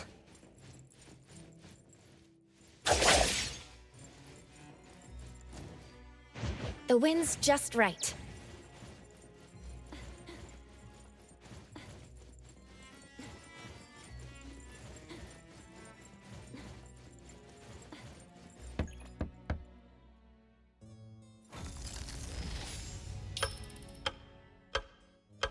There's no way a crappy door can stop Master and the Ichidaime! This is the only locked room in the whole place! I smell secrets! Do not let your guard down. Be careful. Yes, Master! Another grandfather clock? Ugh, either Lady Dolores is a clock nerd, or this anomalous realm is related to the concept of time. Something feels off. Let me look closer. Wait, Nanalie. It's the anomaly that attacked Renee. I think it doesn't want to hurt us. We're not its target. Renee is. What was that thing about rule-based anomalies again? Ah, it follows rules.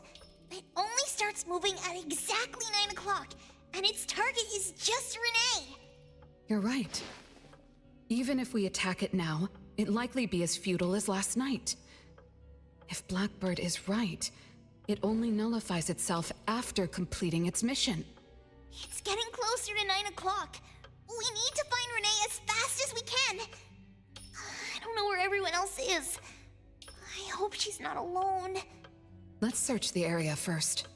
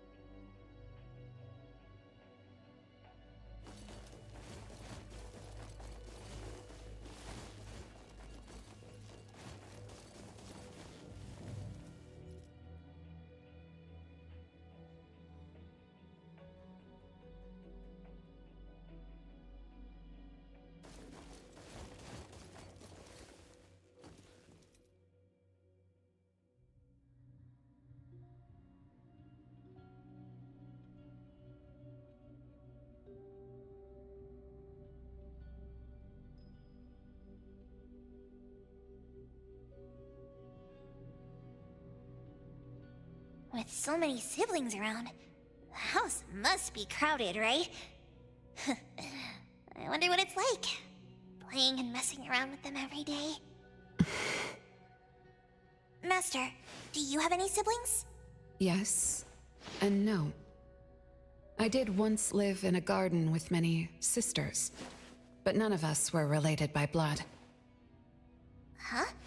If you're not related at all, why did you have to live together? Mother collected beautiful flowers as she saw fit. Of course, she was also a woman with no blood relation to any of us. That's so weird. Oh, but isn't that not too different from the Constantine family? There are some similarities, but knowing the Constantines, I find it somewhat ironic that our mother and Dolores are complete opposites. I can sense Lady Dolores' sincere feelings as she cared for her children. Though they are puppets, she treated them as real children. In contrast, the other mother simply manipulated the children she collected into decorative pieces for her own fancy.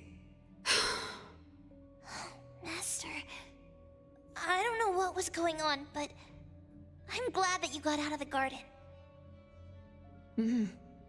I think so too.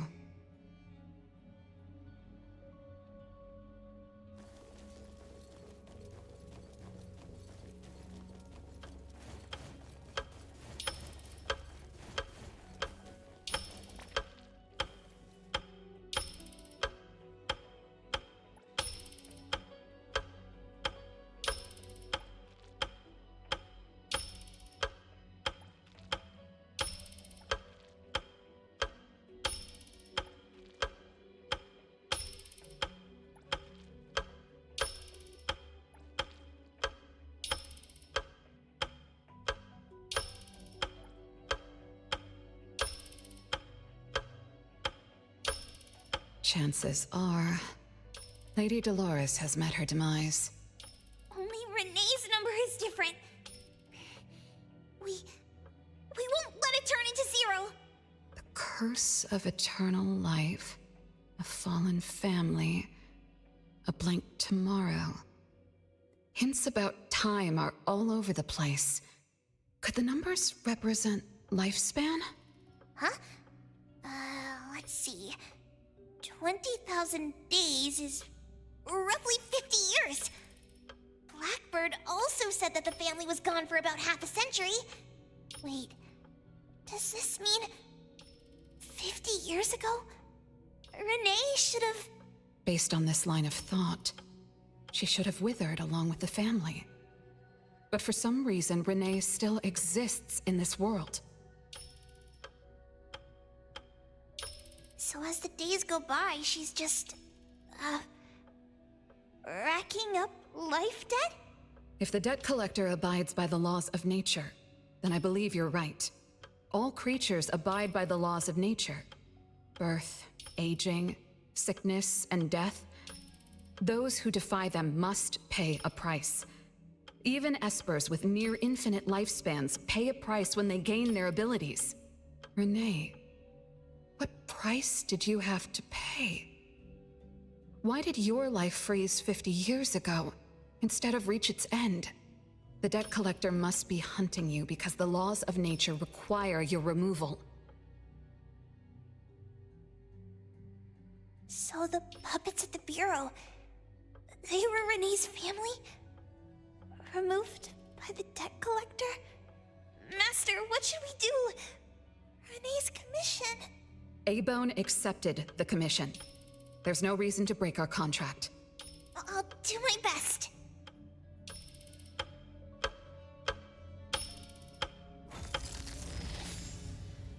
You know? Yes, Mother. Even though you never allowed us to enter the study and never let us touch the registry, I understand. All the siblings, except for Renee, can hear the approaching footsteps of death. Each day we spend with you brings us one day closer to the end. Each day we dispel your solitude takes away another day from us. Isn't that so? It shouldn't be like this. As your creations, we are willing to warm your empty heart forever and bring you to the happiness you long for until you no longer need us. But she ruined all of this. When she was born, that cursed registry appeared in our home. Our names were written on its pages, and with them, numbers marking our precious days remaining in the world, slipping away with each sunrise. When Renee was born along with the curse, we realized the countdown began to tick steadily, and we knew all too well that our magic will fade away. There aren't many remaining days for us to serve you.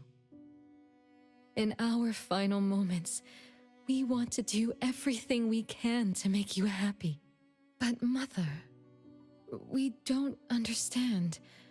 Why are your eyes solely fixed on Renee? Teresa planted exotic flowers. Elliot made sweets to your taste.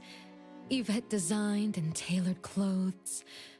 We gave it all to win a smile from you. Yet what we receive is but a blind eye.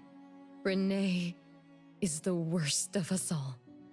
Always noisy, endlessly crying, habitually screaming, and forever demanding of your attention like any other selfish child. Is that how that child expresses affection? Or do you find love or joy in her tantrums? We don't understand, but we do know one thing. That selfish child never loved her older siblings, despite all the care we gave her. Does she even see herself as part of the family? Or perhaps, being as cursed as she is, her only purpose is to destroy us. None of that matters. But your name also appeared on the registry. Does that not matter at all? The youngest daughter that you love most declared the end of your life. Because of our existence, the numbers on the registry representing your life are depleting. When the numbers reach 0, we will fall asleep with nothing left but gratitude. Fortunately, even when the numbers reach 0, you won't pass away. You were long banished from this world by that thing. You have never lived in the present. Even when the clock of fate dictated your end, as long as that thing offers you protection, you exist beyond the laws of nature. Yesterdays, todays, and countless tomorrows are all but the present to you, as you were forever frozen at that moment that thing took effect. Beyond that point, time no longer works on you. In the endless nightmares she brought upon us, this is the only thing we are thankful for. The malicious curse will never harm you. But even so, I won't forgive that child. Ever. Bella, managing family affairs has drained you. I'm tired too. Doesn't someone need to spend time with that child later? I understand. As you wish, Mother. As long as this makes you happy and fulfills your final wish, we'll maintain the facade of harmony until that child's curse destroys us all. No. That can't be right. Did I curse my own family? Am I the bane of my family, causing its ruin? Did I steal Mom's love away from the other siblings? Did I even take away their lives? Look at you, denying that you ruined everything. Exactly like before. It shouldn't be like this. You're right, sis. But why me? I love you all from the bottom of my heart. To you, all hate me?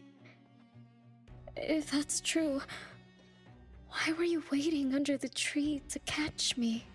Love-hate relations in this family are more complicated than you can imagine. But no matter how much you doubt it, you can't deny that everyone here has done so much for you. Teresa prepared gardening tools and took you to plant Mother's favorite flowers to surprise her. But what did you do? You barely scooped some dirt before rushing to Mother for praise. When Mother saw the cuts on your hands from fooling around, she scolded Teresa for giving you hard work. You ran around Elliot each day, saying you desperately wanted to grow as tall as he was. So he managed your diet and made sure you drank milk. But you, just because he worried you'd get cavities and hid the candy jar on a high shelf, you complained to Mother that your brother was giving you a harsh diet. Every time you fell and tore your clothes, someone would mend them meticulously. Nevertheless, you always ignored their efforts and pestered Mother for new clothes. Mother's wish was to have a harmonious family. We were all trying to fulfill that wish, trying not to ruin anything. It would have been so much easier to pretend and spoil you the way Mother did. We could have created the harmonious family Mother wanted, even if it was just a facade. That would have sufficed.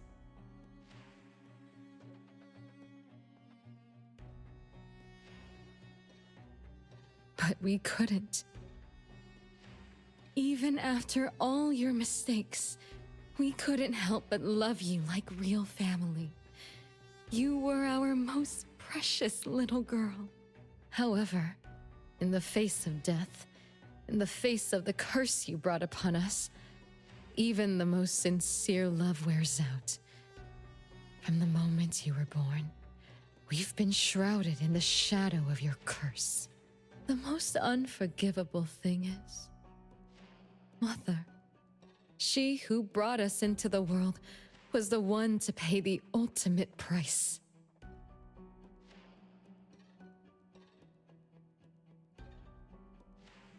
Look, it's playtime again.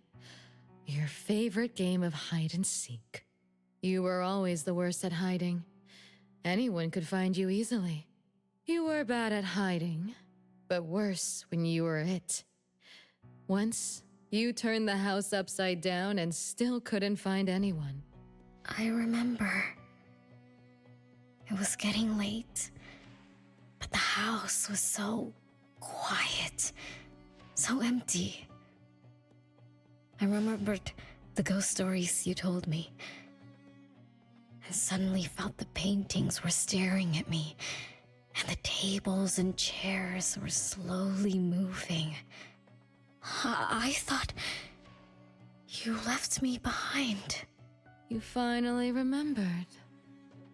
But now, looking at it, the opposite is true. You're the one who abandoned us. When you started wailing that day, we came out of our hiding places. Do you remember what we told you? We are a family, and we'll always be together.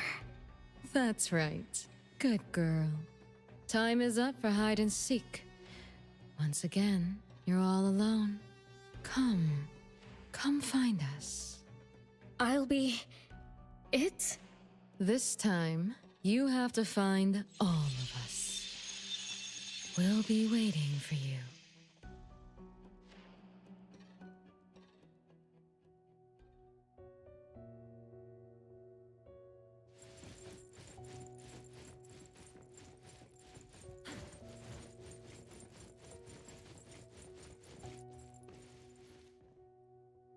It's a gift from Mom to all of us. I have one too. Though I carry it all the time, I've forgotten where it came from and what it means. Oh, it's so good to be back. I found you. I finally found you. My most important family. Huh? Red letters? It's strange. Mom doesn't like red. Why would something like this be on her clothes?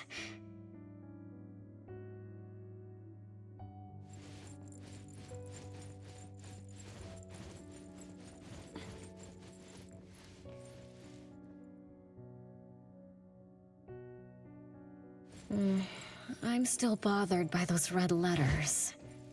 Aren't they the first letters of names? If they are names, they do match with the voices we heard earlier. But that bright red, it's like a warning. I don't think Mom did this.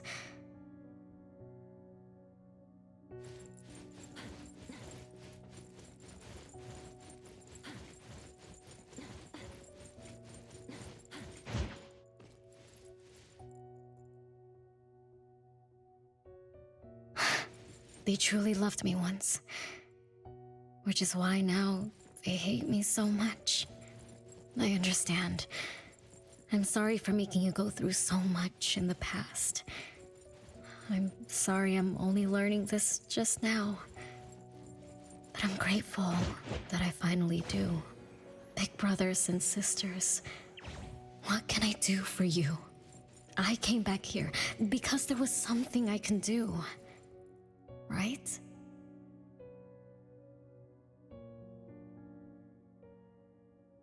No one found me? Yay! I'm about to win! I already told you I'd win this time. No one will think Renee is hiding here. It's Renee's secret hideout. Who's that? Me? I thought we were it, so we can find my siblings. But why is my childhood self here? Back then, who was actually it? Was it Mom? Wait a second. Are we really seeing the past? I think so. I do remember something like that happened when I was a kid, but I only remembered part of it. What we saw should be the whole thing. Are you really sure this is the whole thing? At least, that really happened. Every small thing I remember confirms that they were real. So those words, all those hurtful words, they were real too. Is that right? Something doesn't add up. Please, follow me.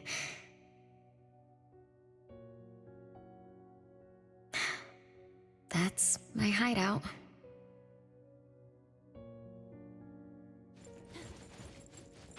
Perfect angle.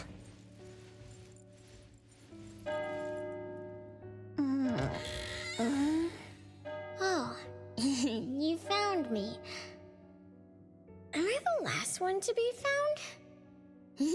That means I almost won, right? Next time, I'm going to hide somewhere no one can find. Oh, are we going to eat soon? Remember to wash your hands before eating. My big sis and big bro will check. If I don't wash my hands, he'll pinch my cheeks. He always says my cheeks are like the softest dough. He only says that because he wants to pinch them. I'm going back now. Is this the last puppet? No. The last one is here. Look, another letter. R. I've always carried this puppet around. Why is there a red letter etched to it too? It must mean... You finally arrived, Renee. Yes. Big sis, I'm back. But you still don't understand. All you did was watch a replay of how our family met our demise. You must have enjoyed how we cursed ones relive our miseries day after day. No, Big Sis, that's not true. The audience, forgetting they were part of the play, denies their sins, as if forgetting would make it all go away. Have you ever wondered why you forgot this home? Forgot us? Were you forced to forget? Or were you unwilling to look back? Renee, you can't lie to yourself. I forgot about the family because I was escaping the past. Looks like you've finally found the answer. Yes, I was born from your desire to escape everything. You left all the painful memories of home with me, so you could live carefree in your blissful ignorance. And I will forever call you back, trying to make you remember. You belong here. You belong to our family. So one day, you will knock on our door again.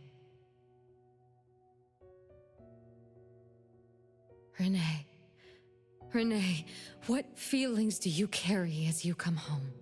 Now that you remember what happened when we were children, now that you know of the curse you cast upon us, are you shaken? Do you even feel the slightest bit of guilt? You won't. You've always been selfish, greedy, and reckless. You betrayed the very purpose we were born to follow. To love Mother, to be with Mother, and exist only to fulfill her wishes.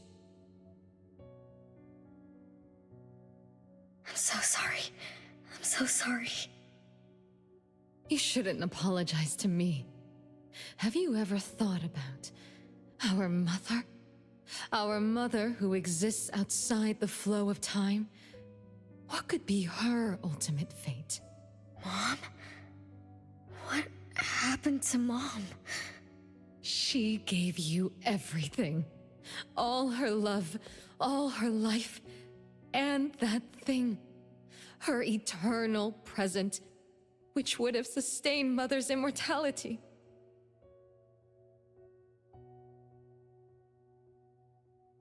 Wait a minute. Big Sis, don't leave! The clock still turns backward. Let's return to the past, to witness that final day of destiny where you are forever frozen. Come then, child of betrayal. I'll be waiting for you on the final stage.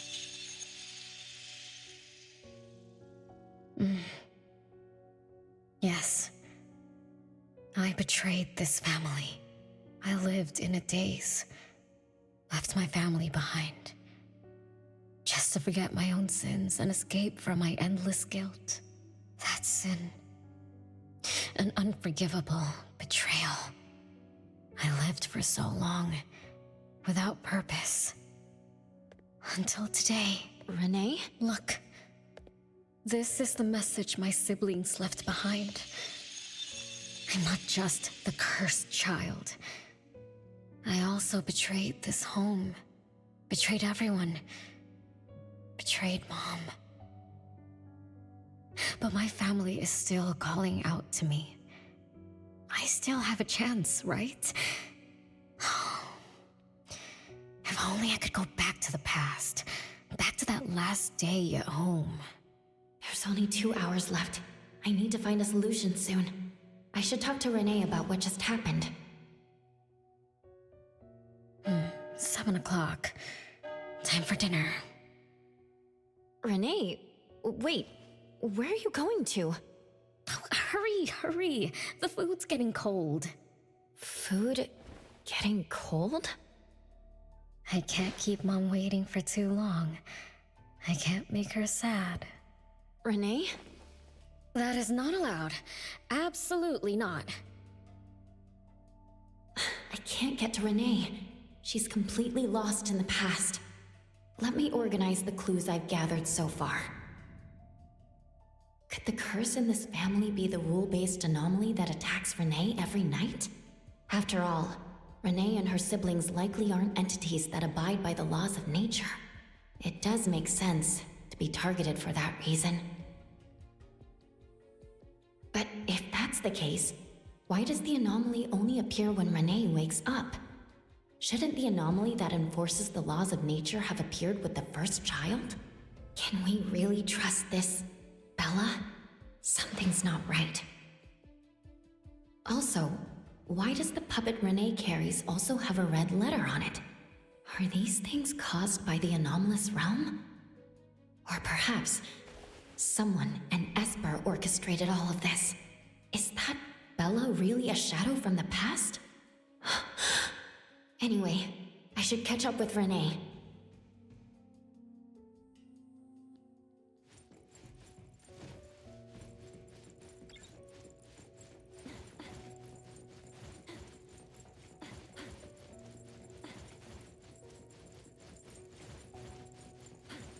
Perfect angle.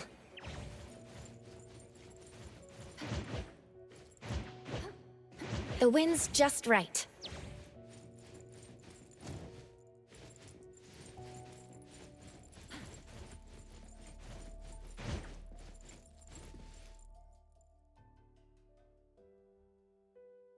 What's wrong, Renee? You haven't eaten much. Big Bro's cooking is great. I'm just not hungry. The Mighty King looks tired. He's not moving at all.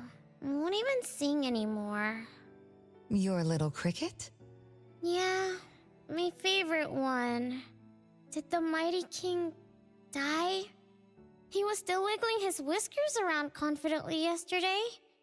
Or maybe he's just in a bad mood, like me. I don't know. In my garden, the cherry tree sprouts green buds, while my little Renee blooms with laughter. Each day, withered leaves drift down, returning to soil, resting peacefully with insects that will never sing again. Such is life, a circle without end. Don't be sad. You'll catch new crickets with shinier shells and better songs. But I want to play with the Mighty King. He's been with me for a long, long time. Is there anything after death? Will we die too? I know. It's a world where you're all alone. No mommy, no big brothers or sisters. Just a world that's always dark. That sounds scary. I don't wanna... Scary? You're funny, Renee. Can't move, can't hear, can't see. That's no different from when we were sleeping in our wooden boxes. Dying isn't that big of a deal. Being alive is much better. I want to be with Mom and everyone forever. Appraiser, you're here. Wasn't I immature back then? My time with my family was running out. Mom had to witness my siblings enter the final countdown. Yet she still had to answer questions like that. Mom, who loved us deeply, must have been terrified of losing us, too. Appraiser, could we go see her? I just need to see her a bit more.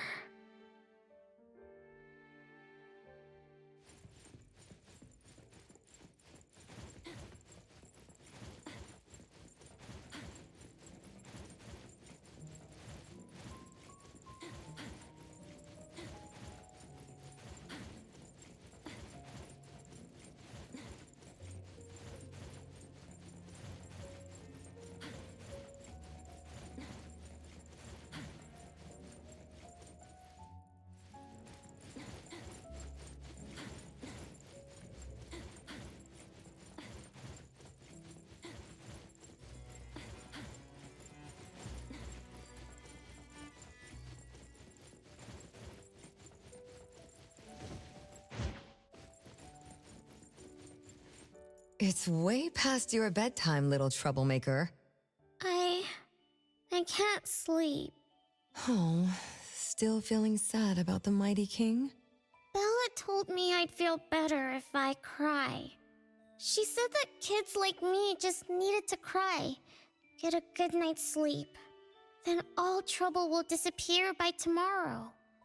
She said that no matter how sad she felt, she could never cry.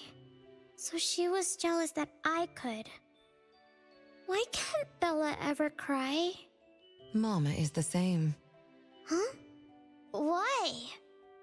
Is it because you are grown-ups? Because grown-ups are strong? Mom and Sis work so hard for every chore in the house. I want to grow up soon to help you. I'll grow as tall as Mom wants. Oh, if you want to grow tall soon, you can't be picky about food. No, I don't want to eat green peas. All right now, Mama will tell you a story and put you to bed. You'll grow fast as long as you sleep, okay? Are you continuing yesterday's story? No, tonight I'm telling you a story that no one has ever heard before. Once upon a time, there was a carpenter living in the royal city. Her skill was beyond compare. People said she had the magic to breathe life into wood. If she wanted to, those lifelike puppets she created could become alive. The old carpenter loved crafting, but she was facing a most difficult challenge. As she grew older, her eyesight was no longer as sharp, and her hand that held the carving knife wouldn't stay still. Could that be the end? She remembered what people said about her. If she was as good as they say, couldn't she craft her own assistant? She made up her mind, then began to work. What should a perfect child, a real child, have? He should have the strongest body. The child was born. He was sturdy yet nimble, and once his spring is sprung, he could run 2 laps in the royal city with no one able to keep up. Everyone congratulated the old carpenter, but she shook her head and said, "No, this isn't a real child. What should a perfect child, a real child, have? He should have the most beautiful face." The child was born. His beauty caught everyone's eyes. The king invited him to dance at the palace for foreign guests. Everyone congratulated the old carpenter, but she shook her head and said, "No, this isn't a real child. What should a perfect child, a real child, have?" More puppets were born from the old carpenter's hands. An entertainer who could make children burst into laughter.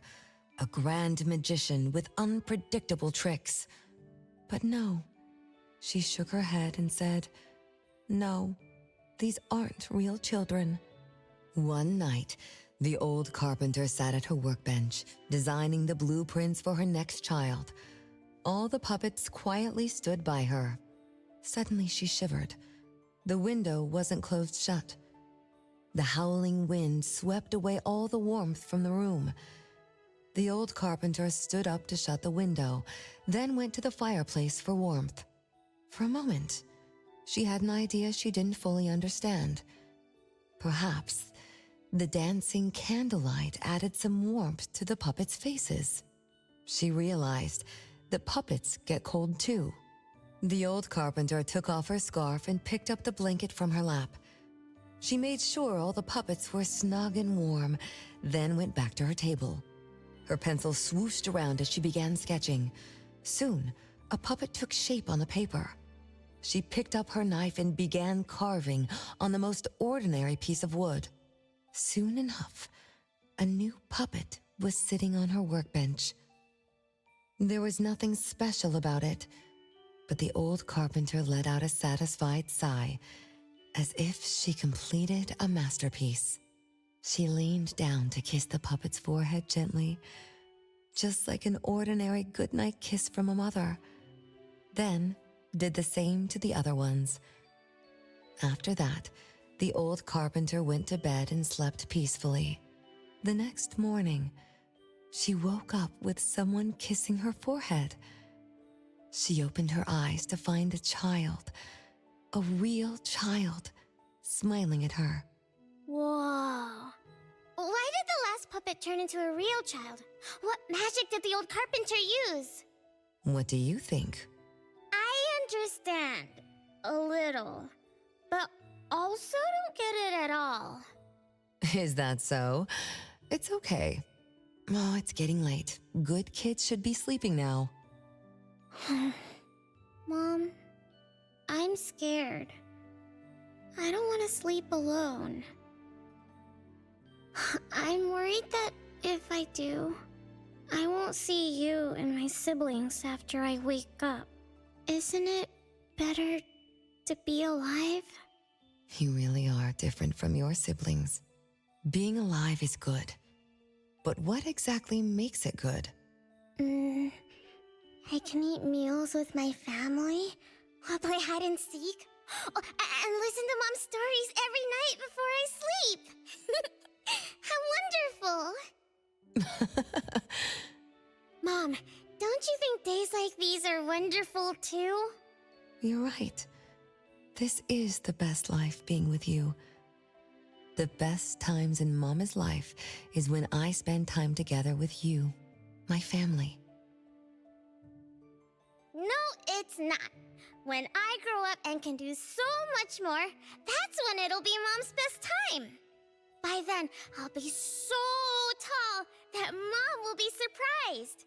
I'll be able to reach whatever Mom needs to reach. Then I'm going to learn how to drive. I'll definitely be the first one in our family to drive. Once I learn, I'll take our whole family on picnics. When I grow up, I also want to...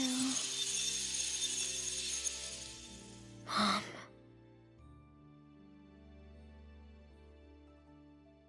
Live. Live forever and ever. Do you remember now? That most selfish and greedy wish you made to our mother. With our death sentence, we should have turned back into puppets over 50 years ago. Have you ever wondered why you've been able to escape the debt collector until today? That's the secret that granted eternal life. The secret that froze Mother's body and soul at that very moment. And the price she paid for this eternal moment. Exiling herself out of the mortal world, living without worry or care, without joy or sorrow, without thought or feeling. She should have been enjoying her unmoving life, and we should have been nothing but puppets she made on a whim, with the sole purpose to serve as her children.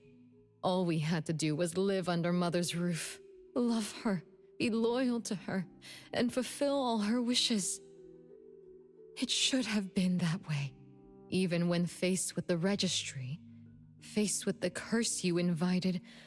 All we could do was to give everything we got, and do our best to fulfill our mission until the countdown ends. But what about you? You endlessly sought for Mother's attention, affection, and everything she could possibly give. Now tell me, on that final night, what did you wish from Mother? I told her I wanted to grow up fast. That's right, honest child. And then...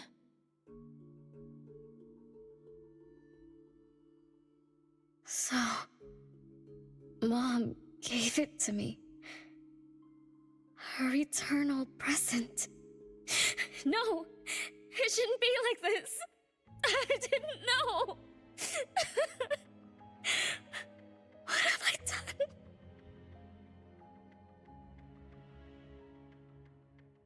Renee, it's not like that! Yes, the eternal present that should have protected Mother is now in your eyes. You didn't just betray us, but also the person who loved you most. So tell me, how does that make you feel? Guilt? Regret? But you don't need to apologize to me. We'll forgive you, And Mother will still love you. You're still our adorable little one, our innocent troublemaker. Forgive me. I can still earn your forgiveness. And Mom will also. Yes.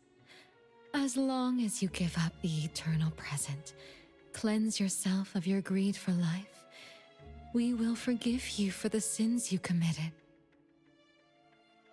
Come, Renee, my sister. Come to us. We're all waiting on the other side to reunite with you, never to be separated again. Don't listen to her! I...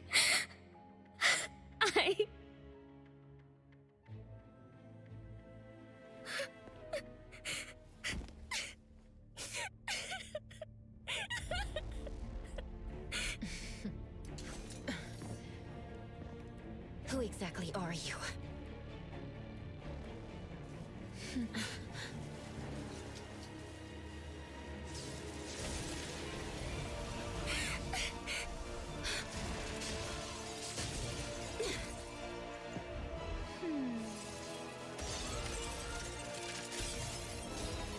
Watch out!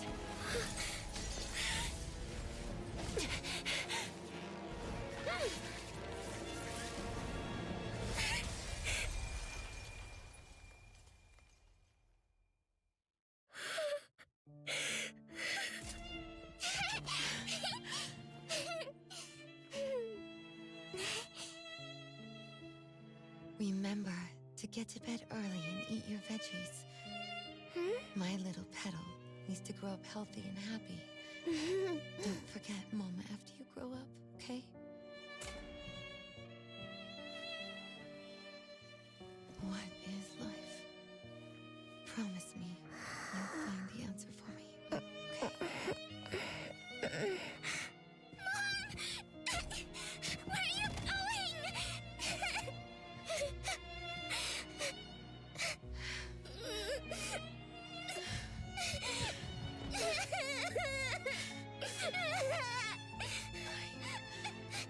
Don't need you.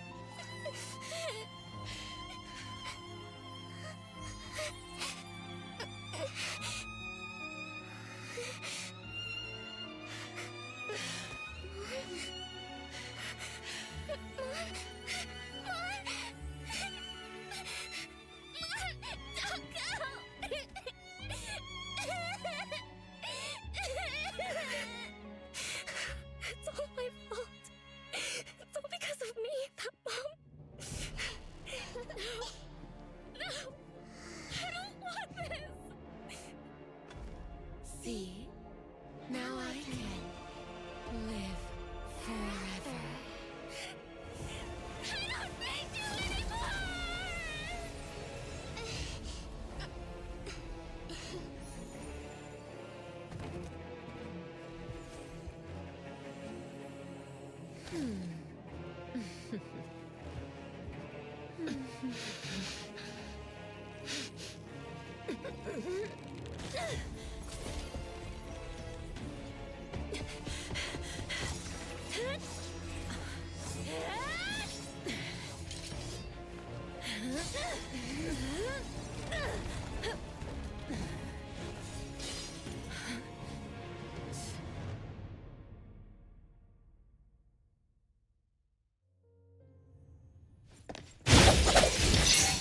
Be careful. Rage, hatred, resentment, fierce emotion, as if engulfed in flames.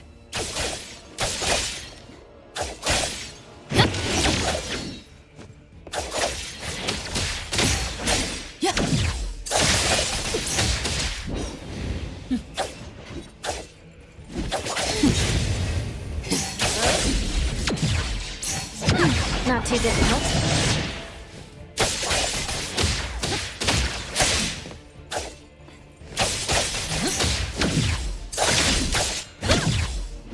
Yeah! Feeling good. Perfect timing.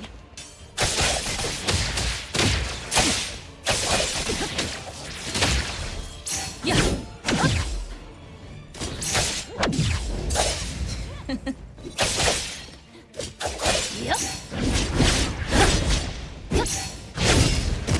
Perfect angle.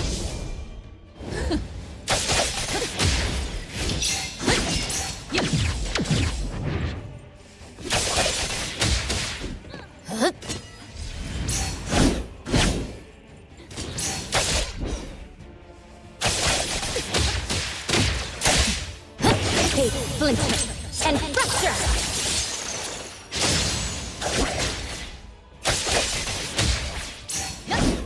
It's fine.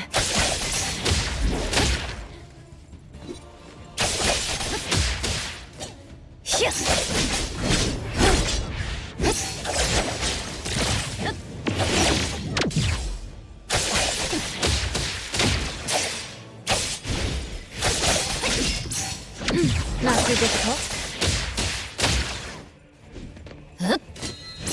Be careful.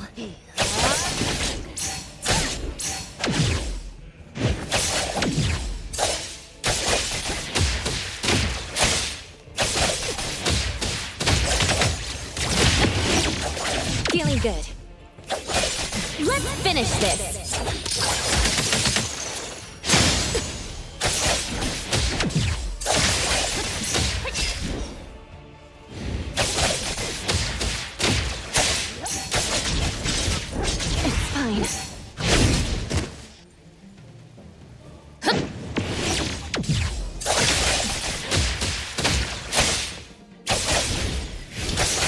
Be careful.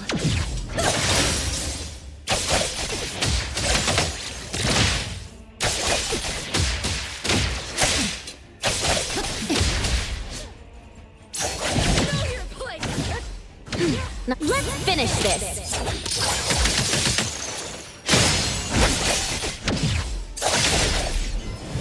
Stronger than ice. Let me show you something.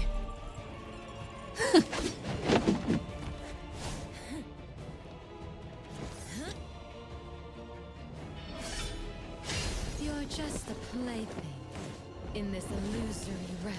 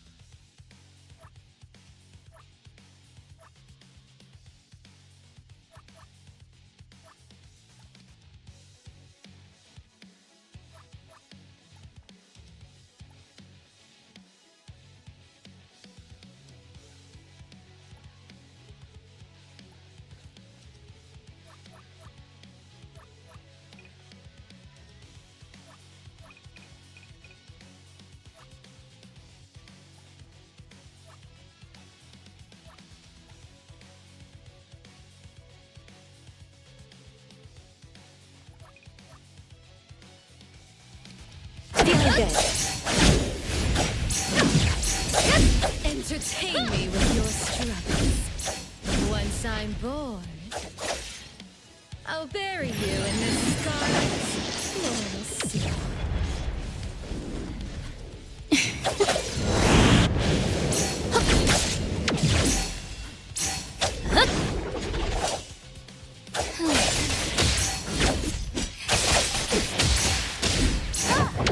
Not too difficult.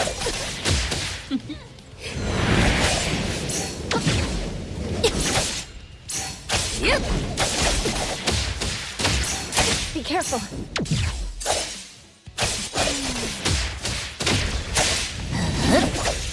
Feeling good.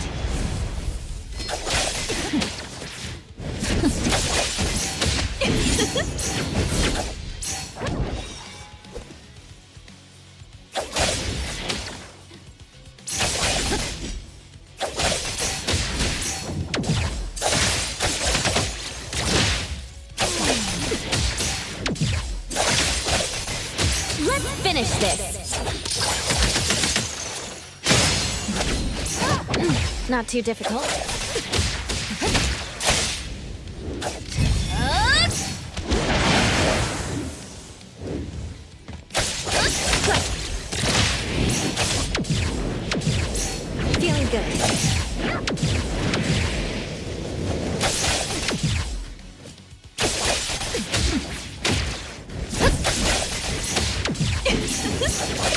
Not too difficult.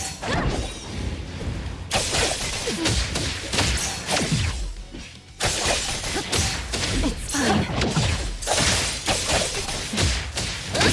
Feeling good.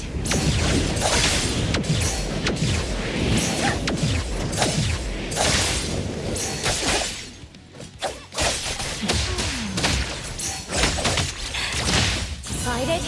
Fight hero!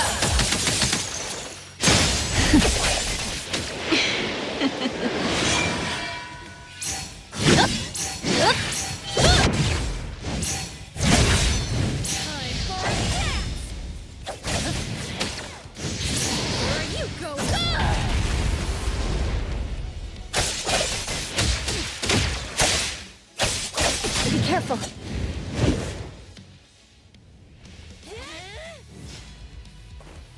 You.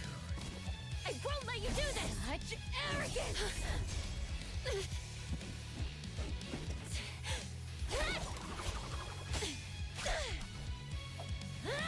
Is that it?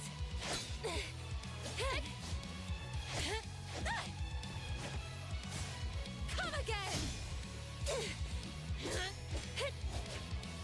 As you wish! Interesting. Unfortunately, this is the end! Cower before me!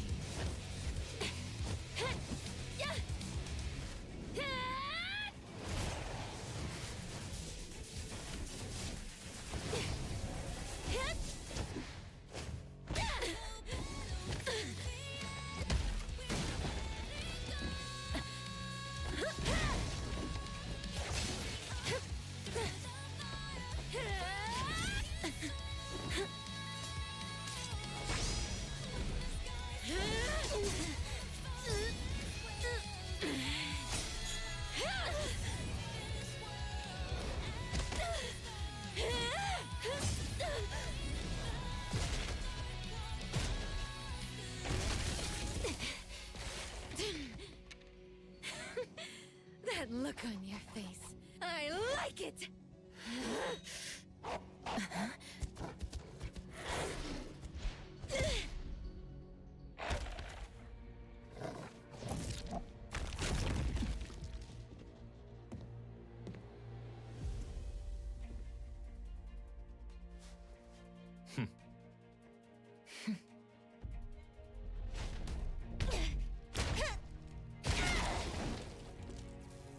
So you're the one behind all this! It's you. All at once?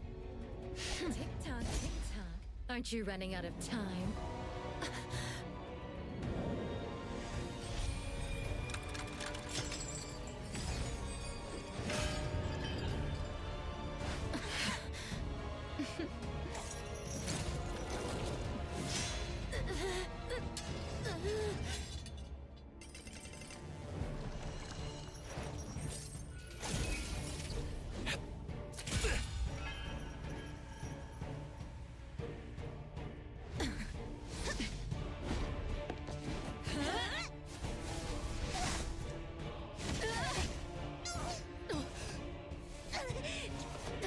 You're slower, Daffodil. Is this little cutie distracting you? I wonder when she dies, she'd be just as charming!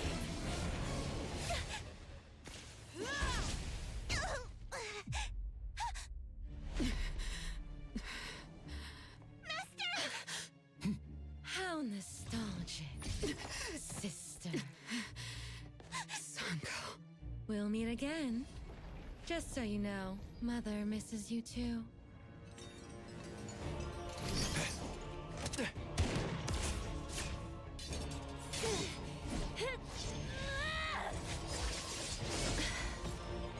Daffodil!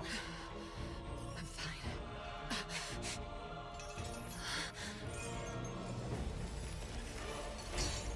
It's not over yet.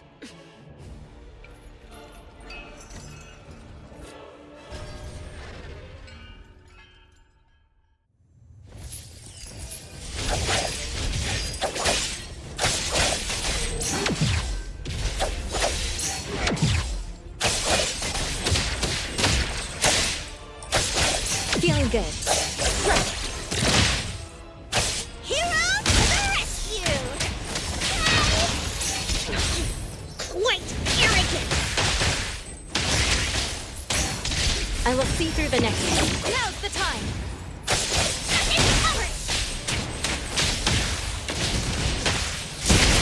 Nice work. Just again.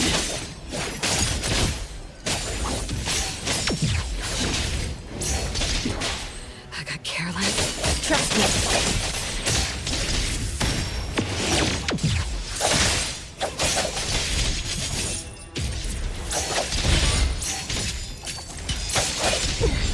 Let's finish this.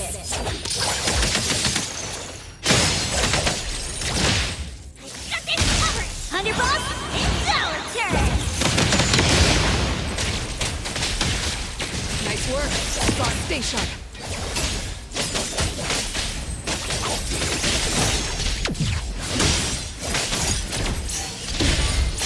Just a scratch. Nowhere to hide.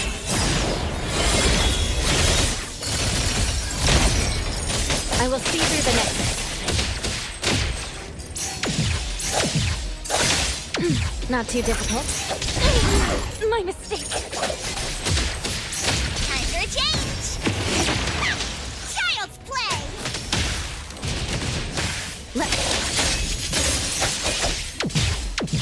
Great! I will see through the decided by Hero! The easy done here, Everyone, follow my command! Justice! Nice work. Trust me. Time for a change! Think you can challenge me? Let me take over.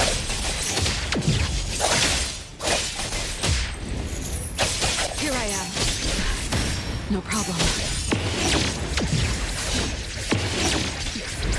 Again.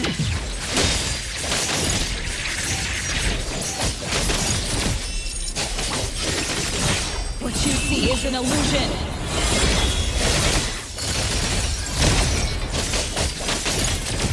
Trust me. Perfect timing.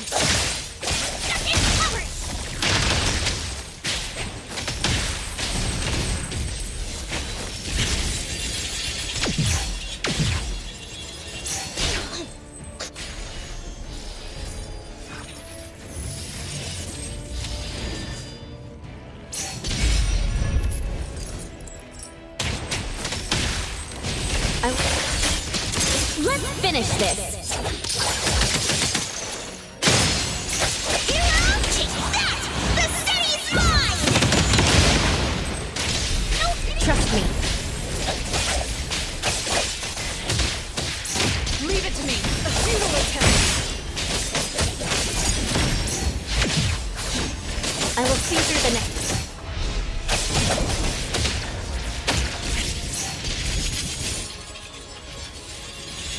It's fine.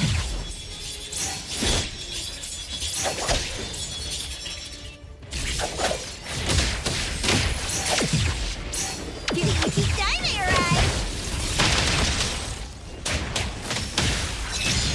Can't touch this!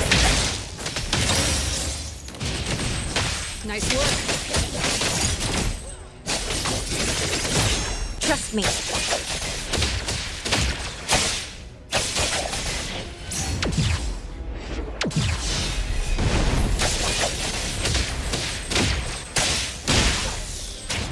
Underboss, it's our turn! Decided by Hero! Here's nowhere to hide.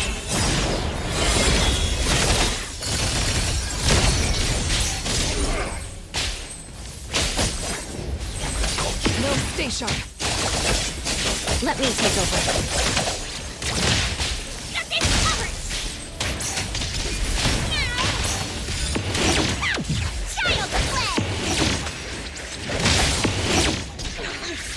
Wait, no hitting from behind!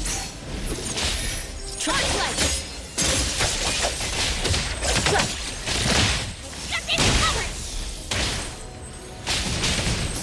I will see through the nexus.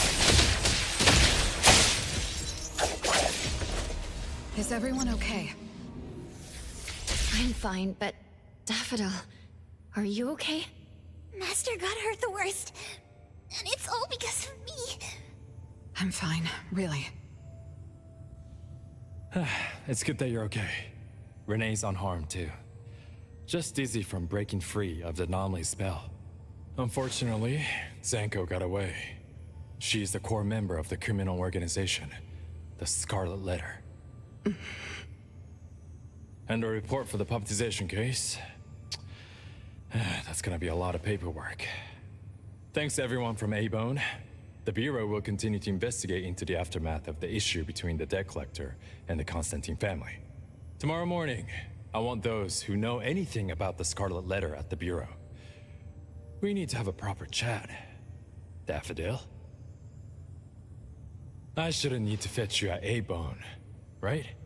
I see.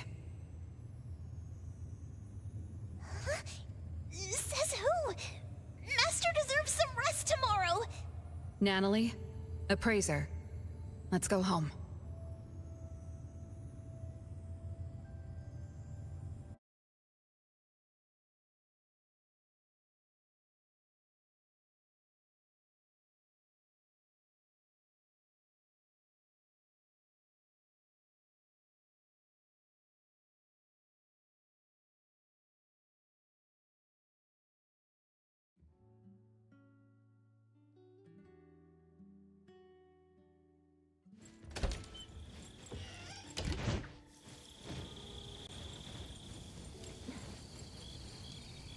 How are your wounds? You should rest earlier tonight. It'll be fine soon. And how are you? Are you okay? Her Esper ability can affect people's minds through auditory and visual hallucinations. I see. So all the stuff Renee and I saw were illusions layered on top of the debt collector's anomalous realm. Or rather, an illusory world tailor-made to her understanding of Renee, after thoroughly excavating Renee's thoughts and feelings. In other words, Zanko used her Esper ability to alter the family's history, making Renee believe she was responsible for her family's deaths, leading her to voluntarily give up her eternal present. The eternal present probably requires the owner's verbal consent before it can detach itself. An anomaly that can grant its host immortality must be incredibly rare. The Scarlet Letter has acquired more than one rare anomaly. The incident at the Abisu auction was also their doing. With these reckless hits, it's like the Scarlet Letter is announcing their arrival at Hetero. This is just what their leader, Madame T, will do to demonstrate her superiority. Madame T? Is she the mother Zanko spoke of? When she said, "Mother misses you too," could it be... I should have killed her back then. So Zanko used Scarlet Letters to spell betrayer. She could be considered my adoptive mother. I don't deny that she gave me the first home I knew of. It's true. I was once a member of the Scarlet Letter. No wonder Chaos spoke like that. He must have known that Daffodil was a member of the Scarlet Letter, the criminal organization he's pursuing. So Zanko went through all this trouble just to get the Bureau's attention? Hey, what matters now is that you're Daffodil from the A-Bone Antique Shop. Thank you. You're... a good person. It's getting late. Good night, appraiser.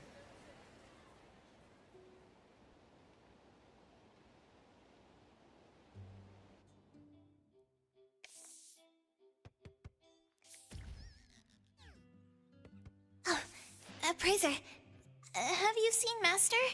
Daffodil isn't here?